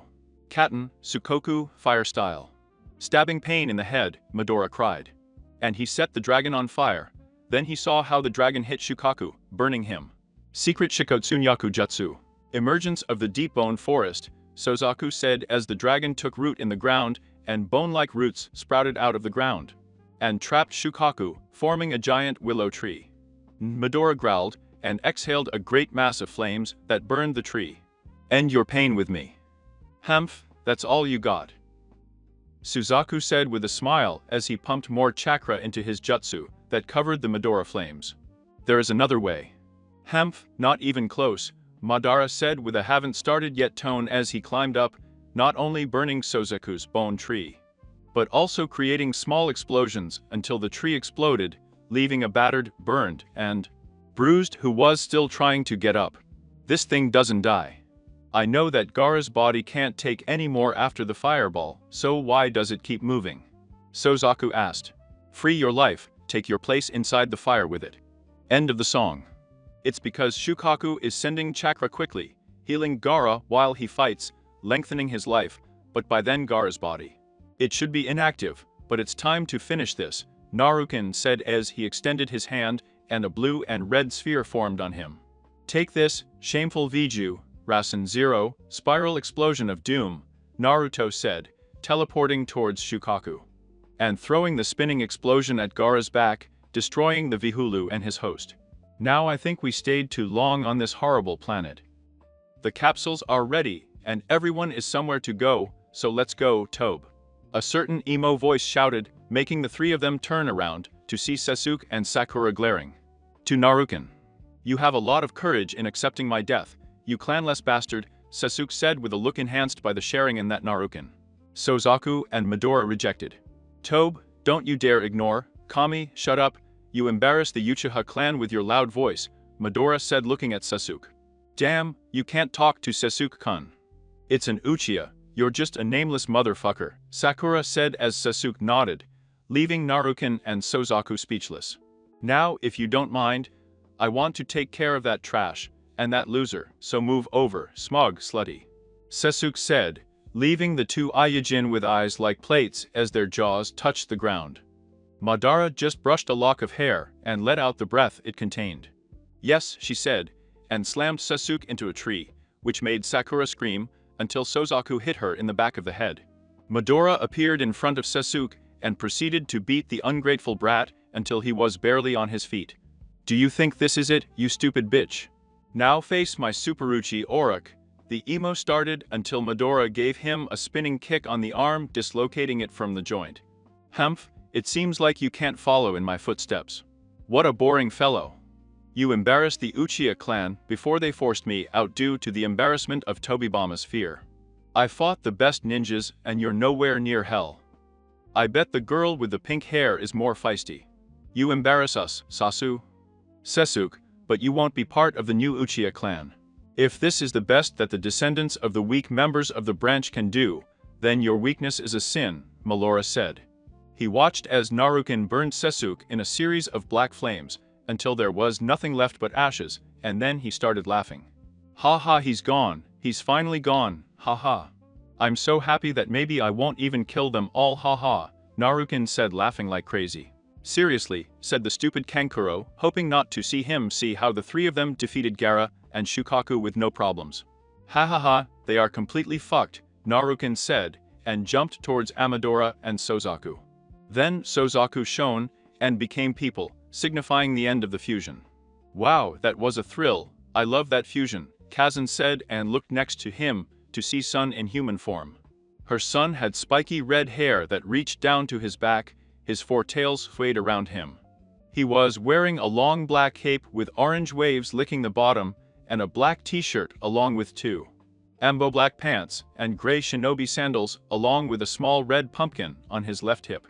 Now would be if we would be so kind as to leave this fucking rock, he said and dissipated, pointing to a shadow clone. He's right, let's go, it's time for us to go see Goku and the others again, and I know you want to see Bulma-chan, Naruken-kun. Midoriya said to her fellow Saiyan, to which he nodded in response. Kazan and Naruto took out their remote controls, pressed the buttons, and watched as their capsules flew towards their location and opened up. Along with a third capsule with 3 Tamo in front. Look at that, it looks like the blood and the combustion ended up with my capsule. So let's go, Midoriya said, and flew to her capsule, while Naruken and Kazan entered theirs. They sat while the capsule door closed and flew out of the planet, until they suddenly stopped. And Kazan and Naruken's capsules opened and flew out. Are you ready? Naruken asked, and Kazan nodded. Both simultaneously used a giant Amaterasu on the planet. Then, each one invoked his own prayer. Kazan was his gray with red outlines, while Naruken was the purple one, Sasuke's. Naruken shot an enlarged arrow, and Kazan shot a group of Yasaka Magatama, respectively, turning the planet into a fireball. They then applied a second layer of Amaterasu to shrink the flames, shrinking the gigantic fireball, which caused an explosion of black flames. Ha ha ha ha ha ha. The Goth is fire, they don't need water, let the fuckers burn the fuckers, ha ha ha ha. Naruto shouted. In the vacuum of space as the planet fell in black flames. That's bullshit op right there, Kazan said just to hear Naruto growl. Please, Yami-sama, don't throw shit at me in the flames, let's go, he said. He then entered his capsule, and the trio along with the company took off for their new home and Earth. The Earth 3 years later. Are you sure that Goku will appear soon? Yamcha asked. Of course. I can feel his energy, Piccolo said. Vegeta was watching them, while trying to capture Goku's signature, when something electrocuted him and hit the table with his hand. You bastard! Vegeta shouted. What keeps making you mad about the shirt? Yamcha asked. And well, yes, actually I'm absolutely furious, but that's not the problem, that idiot Kakaroto couldn't do the job. Freezer is still alive, Vegeta announced. Oh my god, Gohan, it's him, it's him. Krillin panicked on the phone with the little mongrel. Krillin, calm down, now you're sure it's him?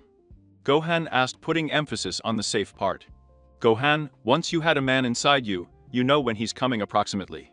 An hour later, the Z fighters had gathered in the wastelands, waiting for the tyrant to fall along with his father. And another one they felt when they got there, but soon they were left in absolute shock when they felt 3 levels of higher power than Frieza, and the other 2 with him, along with at least 10 other levels of power near Frieza that now flew over them, allowing them to see 3 Saiyan capsules that surprised everyone when they landed and opened. Followed by 3 figures standing out. He's coming and he's mine. I've been waiting since 5 o'clock to kill this fucking bastard. I will kill him and everything he has. The first one said he was a man. Hamph, do whatever you want. It will be interesting to see the lizard's face when he sees what he fears the most, the second male said. You too? Oh well, I'm sure after Bulma-chan wants to see you again, Naruken, the woman said smiling. Cool, Naruken replied and sat down on a cliff and looked up to see the tyrant's ship coming down. Yes, Frezer is going to fall, buoy, Krillin said, recovering his composure, which reassured Bulma and Gohan, who were confused where Tien, Chotsu, Yamcha and Vegeta were, but they remained silent when they saw that the ship de Freezer would open up and the madman would come out with at least 3 dozen soldiers. My god, this drone was so far away in the space field that there is not even a space radio booth, much less a city of the space Vesporu circuit, which reminds me of soldiers. The treasure hunt will begin as such. Human heads are worth 1 point, Nemetian heads are worth 20, the mean dirty brats to her Jin 50.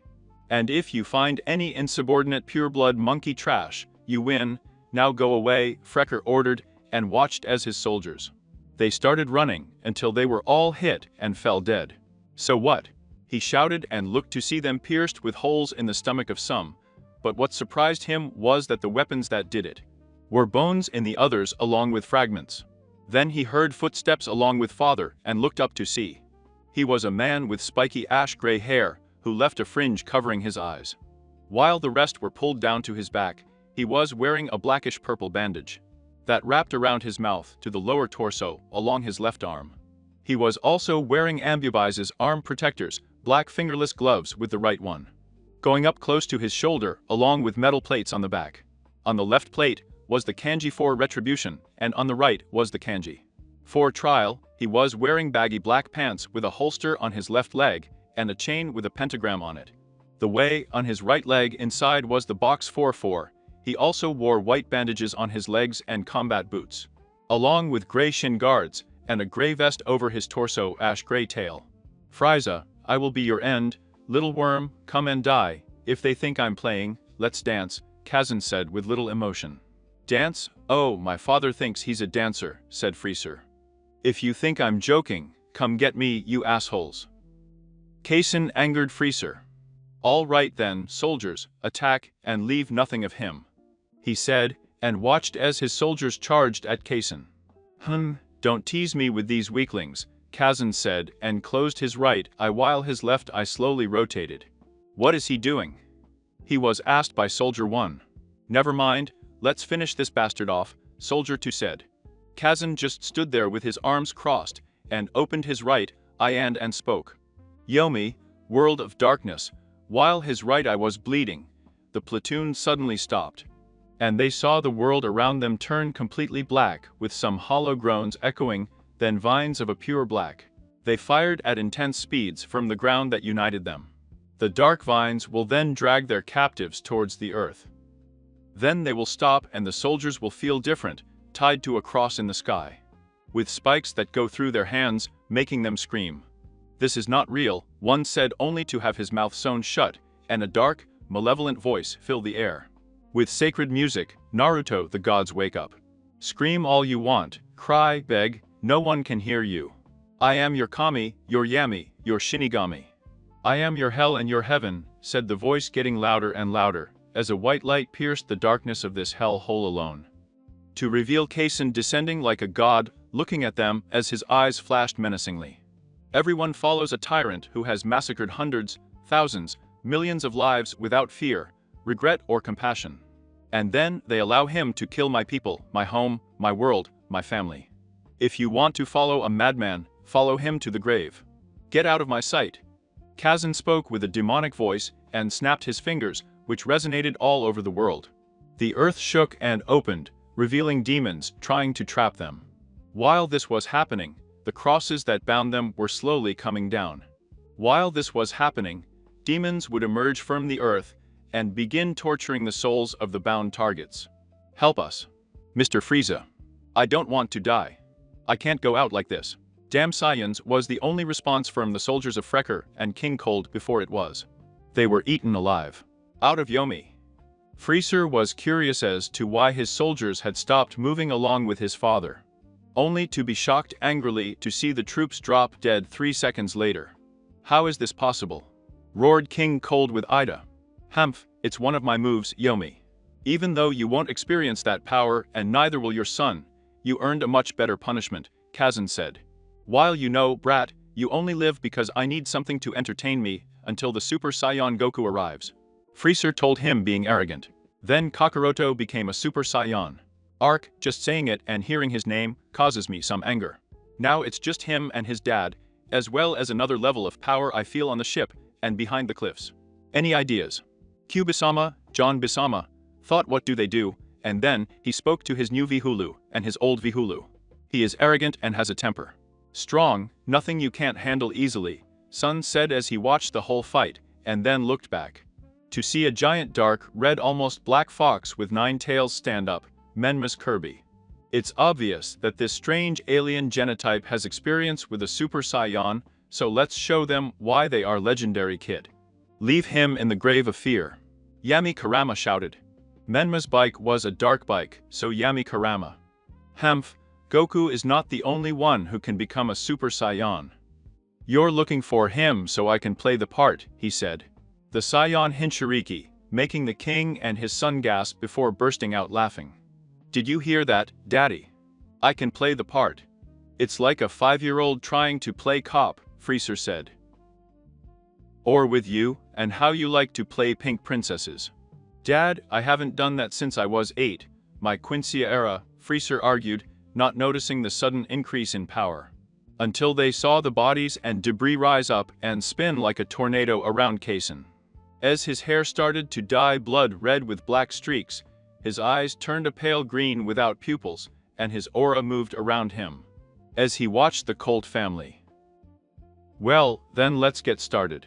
With the others. Who is this guy? His strength is incredible.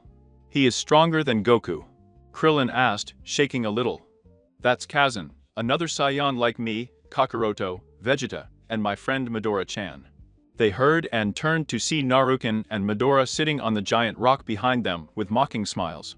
Naruken, why are you here? I thought you were in your world for a tournament," Gohan asked, eliciting a laugh from the redhead.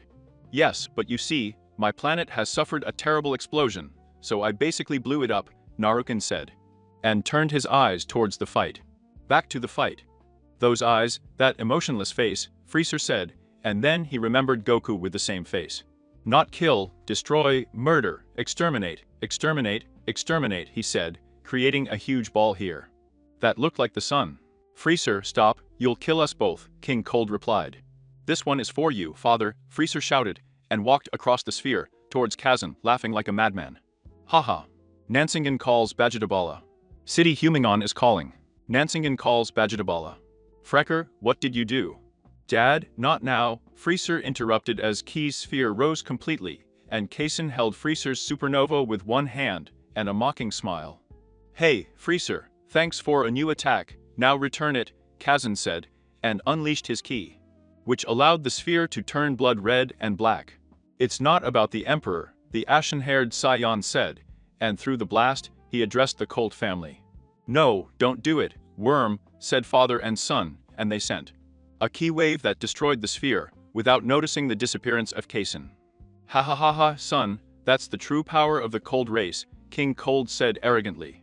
"Is Cold really afraid?" King Cold turned, and saw Kaizen standing behind him, with a clenched fist. "You and your son have ruined the lives of many in the name of all those who perish. I condemn you to hell, Kazan said, and punched King Cabbage on the back. He watched as a torrent of seafoam green flames gushed from the king's chest, reducing him to ashes. Your father. Fucking monkey. Frecker shouted, and was about to attack, when his head was cut off. Thank God, I thought this brat would never shut up, the unknown female voice said, causing Kazan to turn around and see a pink humanoid figure. He was wearing a purple, black and gold vest that covered his upper chest, black and purple gauntlets, baggy white pants with a black belt with a perverse M design, black shin guards with a purple line, and black boots. Her eyes were black with a red iris that glowed as if she was staring at you, and her pupils were black.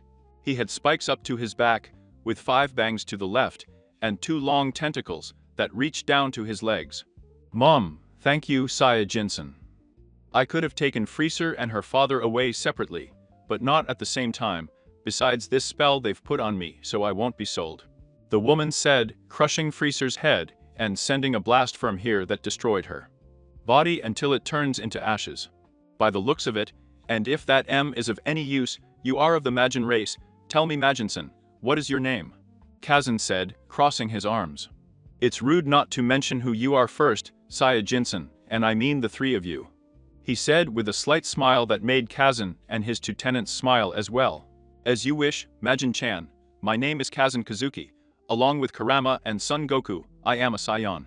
Originally from the planet Vegeta, and then sent to a planet that no longer exists. Lion, it's your turn. Kazan said, putting himself in a relaxed position. Majin Queen. I am from the planet Majin, before I was banished and sold to King Cold. Now Kazan, who is that behind the cliff? Reina spoke, and then pointed out. Your guess is as good as mine. Get out of here, Naruken Midora, bring your loving butts here. Kazan shouted and waited until the 2 of them finally descended. They looked towards the cliff as a man walked from there. She had purple hair parted in half. He was wearing a black tank top, under a blue denim jacket, black pants, and yellow boots with black tips. On his back, he carried a broadsword inside a red and orange sheath. Who are you? Midora said, activating her Sharingan. My name is Trunks. I can show you where Kakaroto will land, the man now known as Trunks said, unaffected by Midora's gaze. I see well that Kazan, you have Frecker and her father. I have Kakaroto, although I'm curious. By the way, you are not moving away from the Sharingan of mature, and the slight trace of chakra. It seems that you know us, Naruken said, examining the boy from his place. I'll explain everything to you once Kakaroto lands everyone. Midora Kachan, Kazan Ojizan, Queen Obasan, he said. Naruken's son does not respect Goku's name on Earth, causing his eyes to pop out the size of plates and say a word as loud as possible. That I will explain later. Call them and follow me, Trunks said, and flew followed by Kazan and Reina, who took Kazan's hand because of the magic in it. Then Midora and Naruken, after they told the others as the capsules, went after them as well. 20 miles later. They had spent almost 2 hours waiting for Goku to arrive, while the Z warriors were talking to each other. Vegeta was sitting on a rock, looking at Naruken, Kazan, Trunks and Midora. Naruken and Midora were talking to Trunks, while Kazan was talking to Reina, until Trunks' clock went off and he said, "It's okay.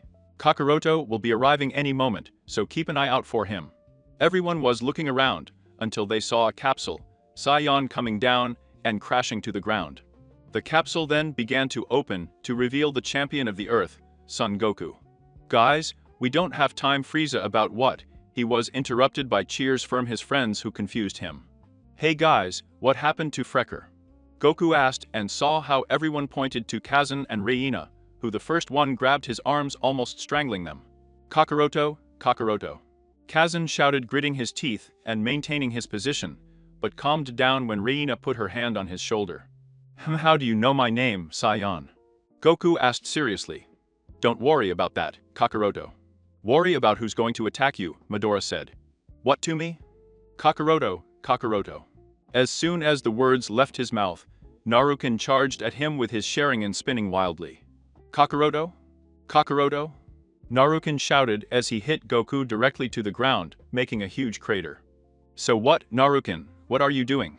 Shouted the Z warriors at the multi-haired. Tien, Krillin and Yamcha were about to interfere, until a huge explosion of Kipper blocked them, which made them look at Kazan, who was watching with his left eye, which was red with a slit black pupil, and the right, which was his magiccio activated and rotating. What the hell? How can they let this happen? Yamcha shouted at Kazan, who did not stop staring at them. If any of you interfere, I will not hesitate, Kazan said as Madara was jumping up beside him. Come on guys, there are only 2 of us, you can't stop all of us, Yamcha said to the others, who, apparently, lost the will to live. Nodded and charged at the 2 Aijin. Well, they already called him Madara. I'm going to release my arms, Kazan said, and walked towards his capsule. It is a pity that all of you seem to have lost the sense of fear. Let me be the one to restore those fears, Madara said, and charged at the Inamakwian Earthlings. Your name is Naruken, right? What are you doing? Goku asked from the crater. Seeing Naruken descend with a look of hatred, his Sharingan shining as he turned with one pupil ajar. His whiskers were darker and more refined, his canines grew a little longer, and a dark red chakra seeped between his teeth as he breathed. I hate you, Kakaroto. The 4 of us were born on the same day, but you, of all people, will never go through what we went through, Naruken said. Appearing in front of Goku, punched him in the chest, and sent him flying. Then, he appeared behind the Earthling Saiyan, kneed him in the spine, grabbed him by the neck, and turned him around.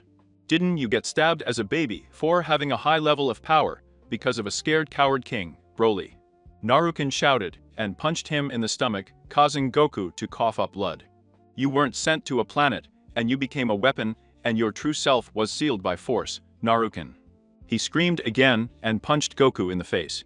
You didn't lose the one person who saw you as family to become a weapon by force, Kazan, Naruken said and kneed Goku in the stomach. Then threw him down and extended his hand to him. Tell me what makes you so different that you never had to suffer like we did. He shouted and withdrew his hand as a sphere of red, ki and purple chakra formed. Kamehameha Ghost. Naruken shouted and launched the blast at Goku, sending the adult Saiyan to Earth. Naruken was about to fly through the hole when a yellow ki shot through the hole. Stop it! Goku screams and flies out to reveal himself in his Super Saiyan form, glaring at Naruken. That's supposed to scare me, you coward. You can only become a Super Saiyan. Let me show you how weak you are compared to a real Saiyan. What you see is my normal state, ha! Naruken screams and enters his Super Saiyan form, leaving Goku and the others in shock. Now this is my Super Saiyan status, ha! Exclaim. Naruken's ki rises as his hair stands up even more, leaving only 2 strands. His muscles become bulkier, but still thin, and red rays dance around him. This is what is known as a Super Saiyan who has ascended beyond, or you can call this Super Saiyan 2. Only Kazan, Madara, and I have reached this level.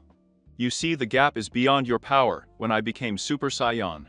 Now and this is to go even further. Naruken screams as his ki explodes, sending shock waves, debris and dust everywhere. Special lightning cannon, Piccolo shouted, and shot a spiral ki wave from his fingers. Half an index finger towards Madara, who dodged it with little effort, and crashed her gumbai into Krillin's face, as he tried to attack from the side. Hemph, this is all you have. Your dancing is garbage, Madara commented, and threw Krillin towards Yamcha, and jumped high in the air. Kato. Or not. Anna, Flame Flower, screamed and unleashed 5 meteor-sized fireballs at the warrior Z or shit K, B. He sang Krillin, and threw a cameo wave at 2 of the fireballs, destroying them. Light grenade. Piccolo shouted, and launched an attack on 2 more along with Yamcha and Tien, destroying the last one, leaving nothing but a dense cloud of smoke. Where is he? Tien asked, looking around. What does it matter? Come on, we have to help Gokuk. Yamcha was interrupted by a bicep that hit him in the neck and sent him against a cliff. Do you know? When Naruki looked back at that weakling from Nagato, I thought his idea of the road was stupid. Why hide when you could have warriors facing 5 of the Hinshiriki 9 and a former host? The smoke cleared to see Kirabi, Yujito, Yagura Fu, Kasina, and Utakata all, with the Rinnegan and the tail of his beast waving after them. What are you doing? How are you doing? Tien asked. I have the powers of Kami where I come from now. Drown in despair, this is the power of Madara Uchiha, divine power, he said, and charged at the warriors Z with their paths when they stopped and felt the ground shaking. And I, Super Saiyan 3, Gohan repeated. How I thought I was only Super Saiyan, but there is more than one transformation. Madara chuckled at the half-breed's question. Of course Minaruken can use 3. While Kazan and I can use 2, but in theory we think there are more. He talked and watched as Naruken ascended to the next level. Interrupted game, so what are you waiting for? Already. Naruken screamed as her hair turned silver with red and blonde highlights that shot out. Even his lower back, his muscles bulged, and his eyebrows burned, although no one could see him because of the tornado. They knew he was not good. Already. Naruken shouted as Suki exploded, causing debris and dust to shoot everywhere, blocking everyone's vision. When the dust cleared, they saw a Naruken with long, spiky silver hair with red and blonde highlights, a hanging bangs, and 2 spiked red locks that made him look like horns. His eyes were a crimson red with torn pupils, and his sclera was completely black, which made his eyes more threatening.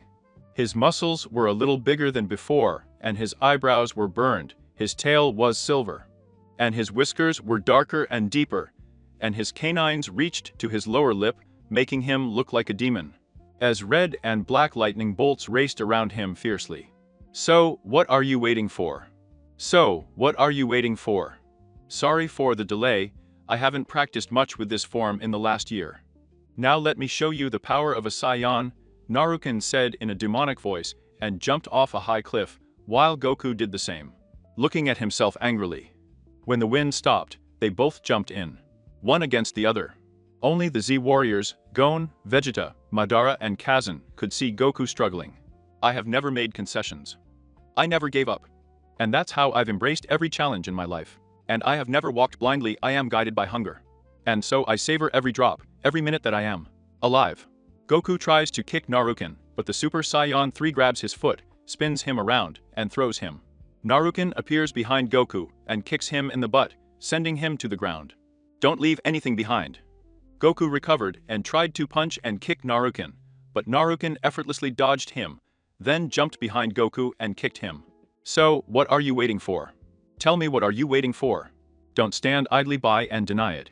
Goku flew at Naruken and tried to land a blow on him, but he couldn't touch him. Then he disappeared and appeared behind Goku, gave him a backhand, and sent him to the ground. Super Saiyan to fly. Naruken pointed his finger in Goku's direction and a black sphere with a blue outline was formed. While Goku quickly recovered and cupped his hands. So, what are you waiting for? Tell me what are you waiting for? Break new ground and challenge them. Don't let the outside world leave you cornered and alone. So, what are you waiting for? Tell me what are you waiting for? Let everyone remember. Ras and Saro Oscuras, Naruken said quietly, and shot a large black spiral beam with a blue outline at Goku, who finished charging his attack at you. Ha! Goku shouted and launched his attack. The explosion hit Goku, who was struggling, and Naruken did not flinch. You lose, Kakaroto, Naruken said, and increased the power of his attack, allowing him to absorb Goku's Kamehameha and explode. Naruken stood still for a minute before giving a quick heart punch and punching Goku in the face. Don't let them undermine you. Your dreams can never be stolen. Naruken tried to kick Goku in the ribs, but the Super Saiyan jumped. Goku tried to hit Naruken, but he made a fatal mistake. He looked into the eyes of the multi-haired Saiyan. Naruken took advantage of Goku's mistake and slammed him to the ground. Don't leave them stuck rotting in life. Say goodbye to anyone who tries. When Goku bounced off the ground, Naruken ran towards him and kicked him even further, then appeared in front of him and let out a rain of blows. To bleed you dry, you will show them. You are lucky to have an unlimited supply. Goku recovered and used his instant transmission to try to attack Naruken, but the Super Saiyan 3 blocks him with his hand. Don't leave anything behind. So, what are you waiting for? Tell me what are you waiting for? Don't stand idly by and deny it. The two collided in a hail of punches until Naruken took the lead and aimed at the Super Saiyan's face, sending him flying towards a cliff. So, what are you waiting for? Tell me what are you waiting for? Break new ground and challenge. To the Don't let the outside world leave you cornered and alone. So, what are you waiting for? Tell me, what are you waiting for? Let everyone remember. Naruken flew through the air and waved his hands and breathed Katen. Rain not Tsuiki or Momasu, pursuit of the flaming lion. Naruken screamed and exhaled. A huge torrent of flames, the flames then twisted and transformed into a big 20-foot lion, roaring to the skies. And then pounced on Goku at an incredible speed that even he couldn't follow until the lion. It crashed into his stomach and exploded in a huge tornado of flames. Humph, pathetic, I didn't need to go 20% against you, Naruken said as he turned off his power and watched the flames scatter. And watched Goku fall to the ground with burn marks on him. Goku! The Z-Warriors shouted when Midoriya let them in to check on her friend. Bastard! What's the problem? What did he do to you? Yamcha shouted at Naruken, who said nothing but to walk up to Midoriya and kiss her on the lips, which she happily accepted. To-chan, not that I want to interrupt or anything, but we can talk about why I'm here with Kakaroto and Uncle. Trunks whispered to Naruken, who nodded, and went to find Kazan.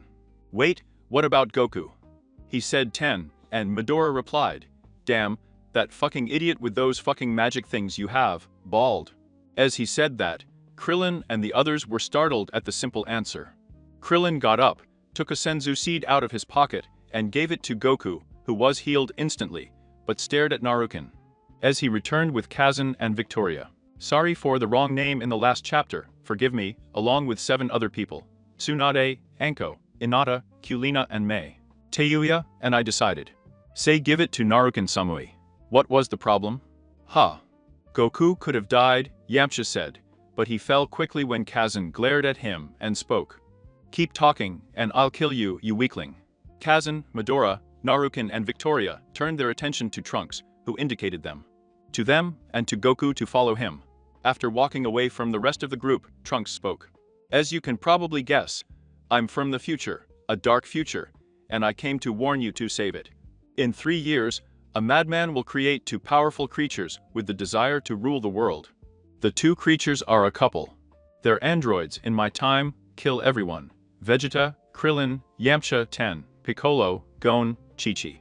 Everyone except me and my mother who escaped. My father and Midoriya Kahan. You to do too, but you were in space at the time, me, while Kazanoji and Victoria Obo were on Victoria's homeworld when you came back. And they informed you of the details. Kazanoji tried to defeat them after he found out about my other Obachan's death, but he was killed for letting his Bijulo.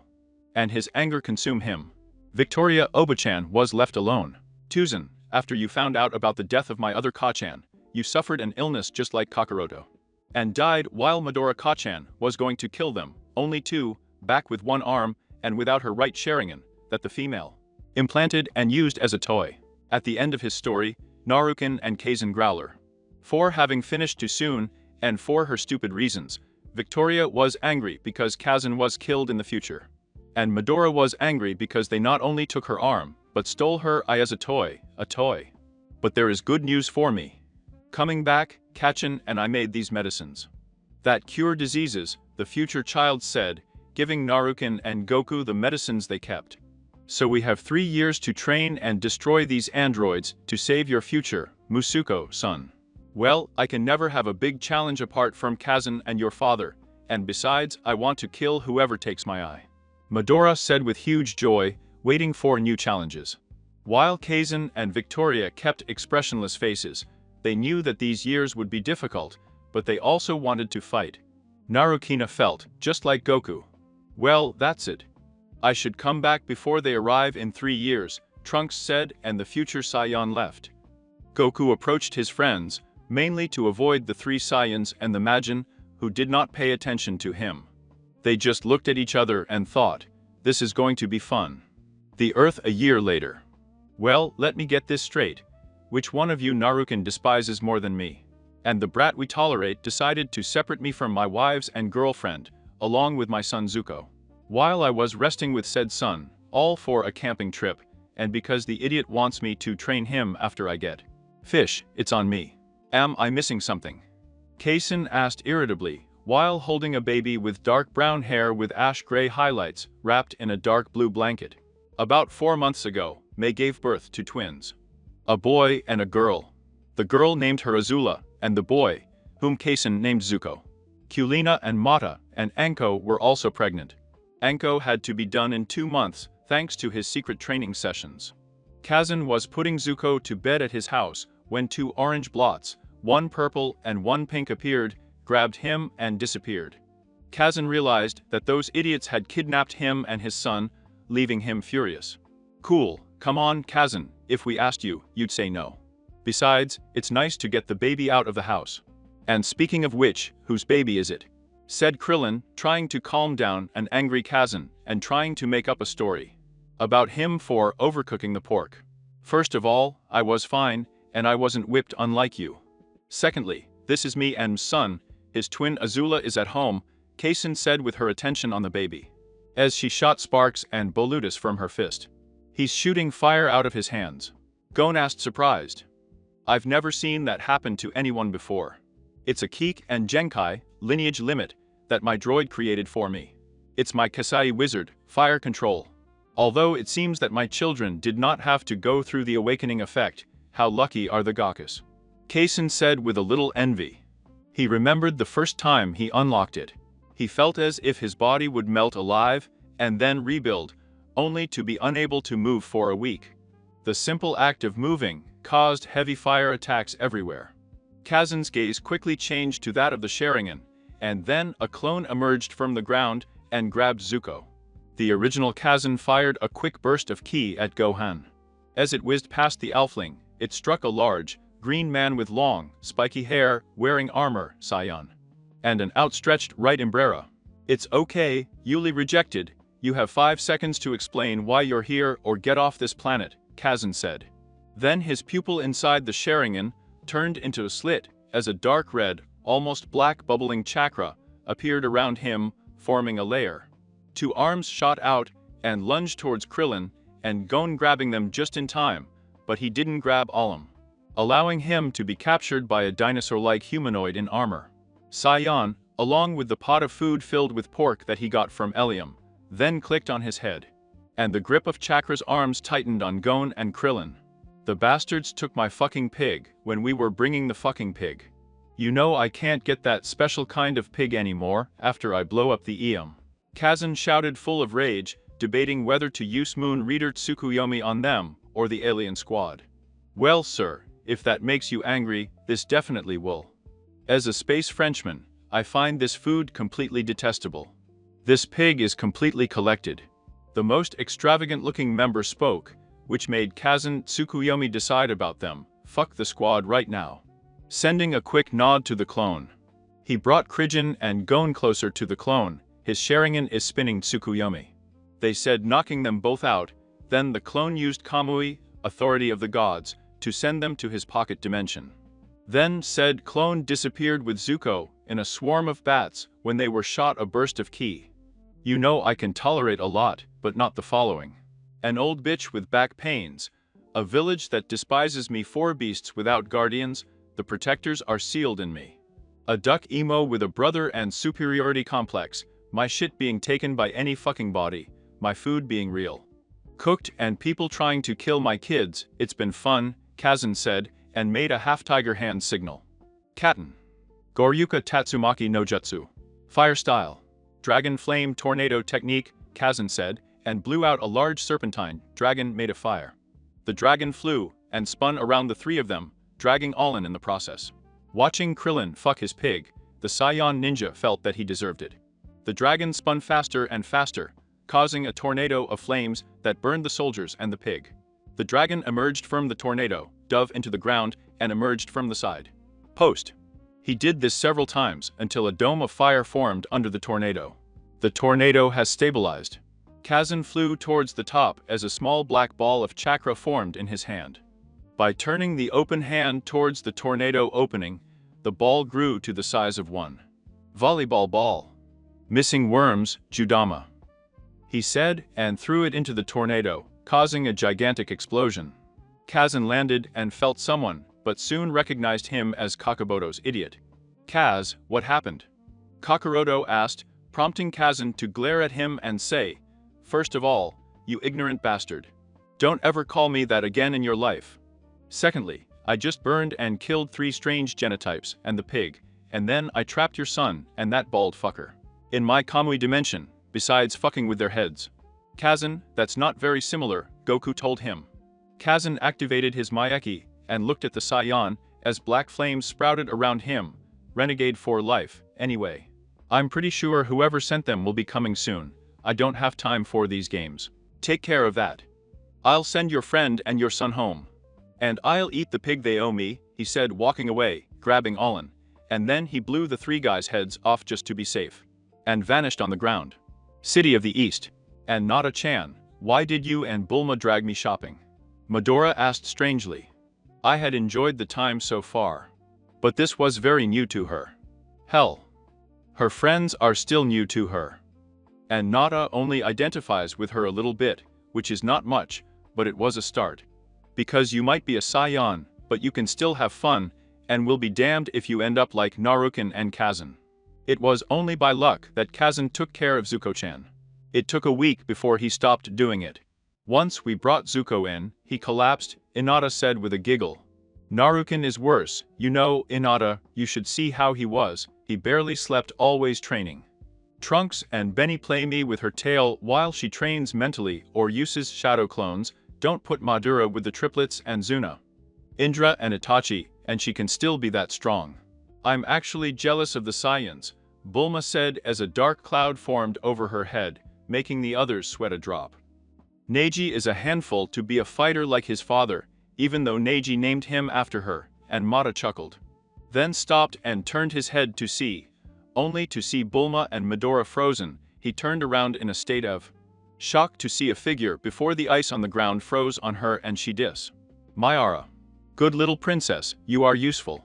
Central City.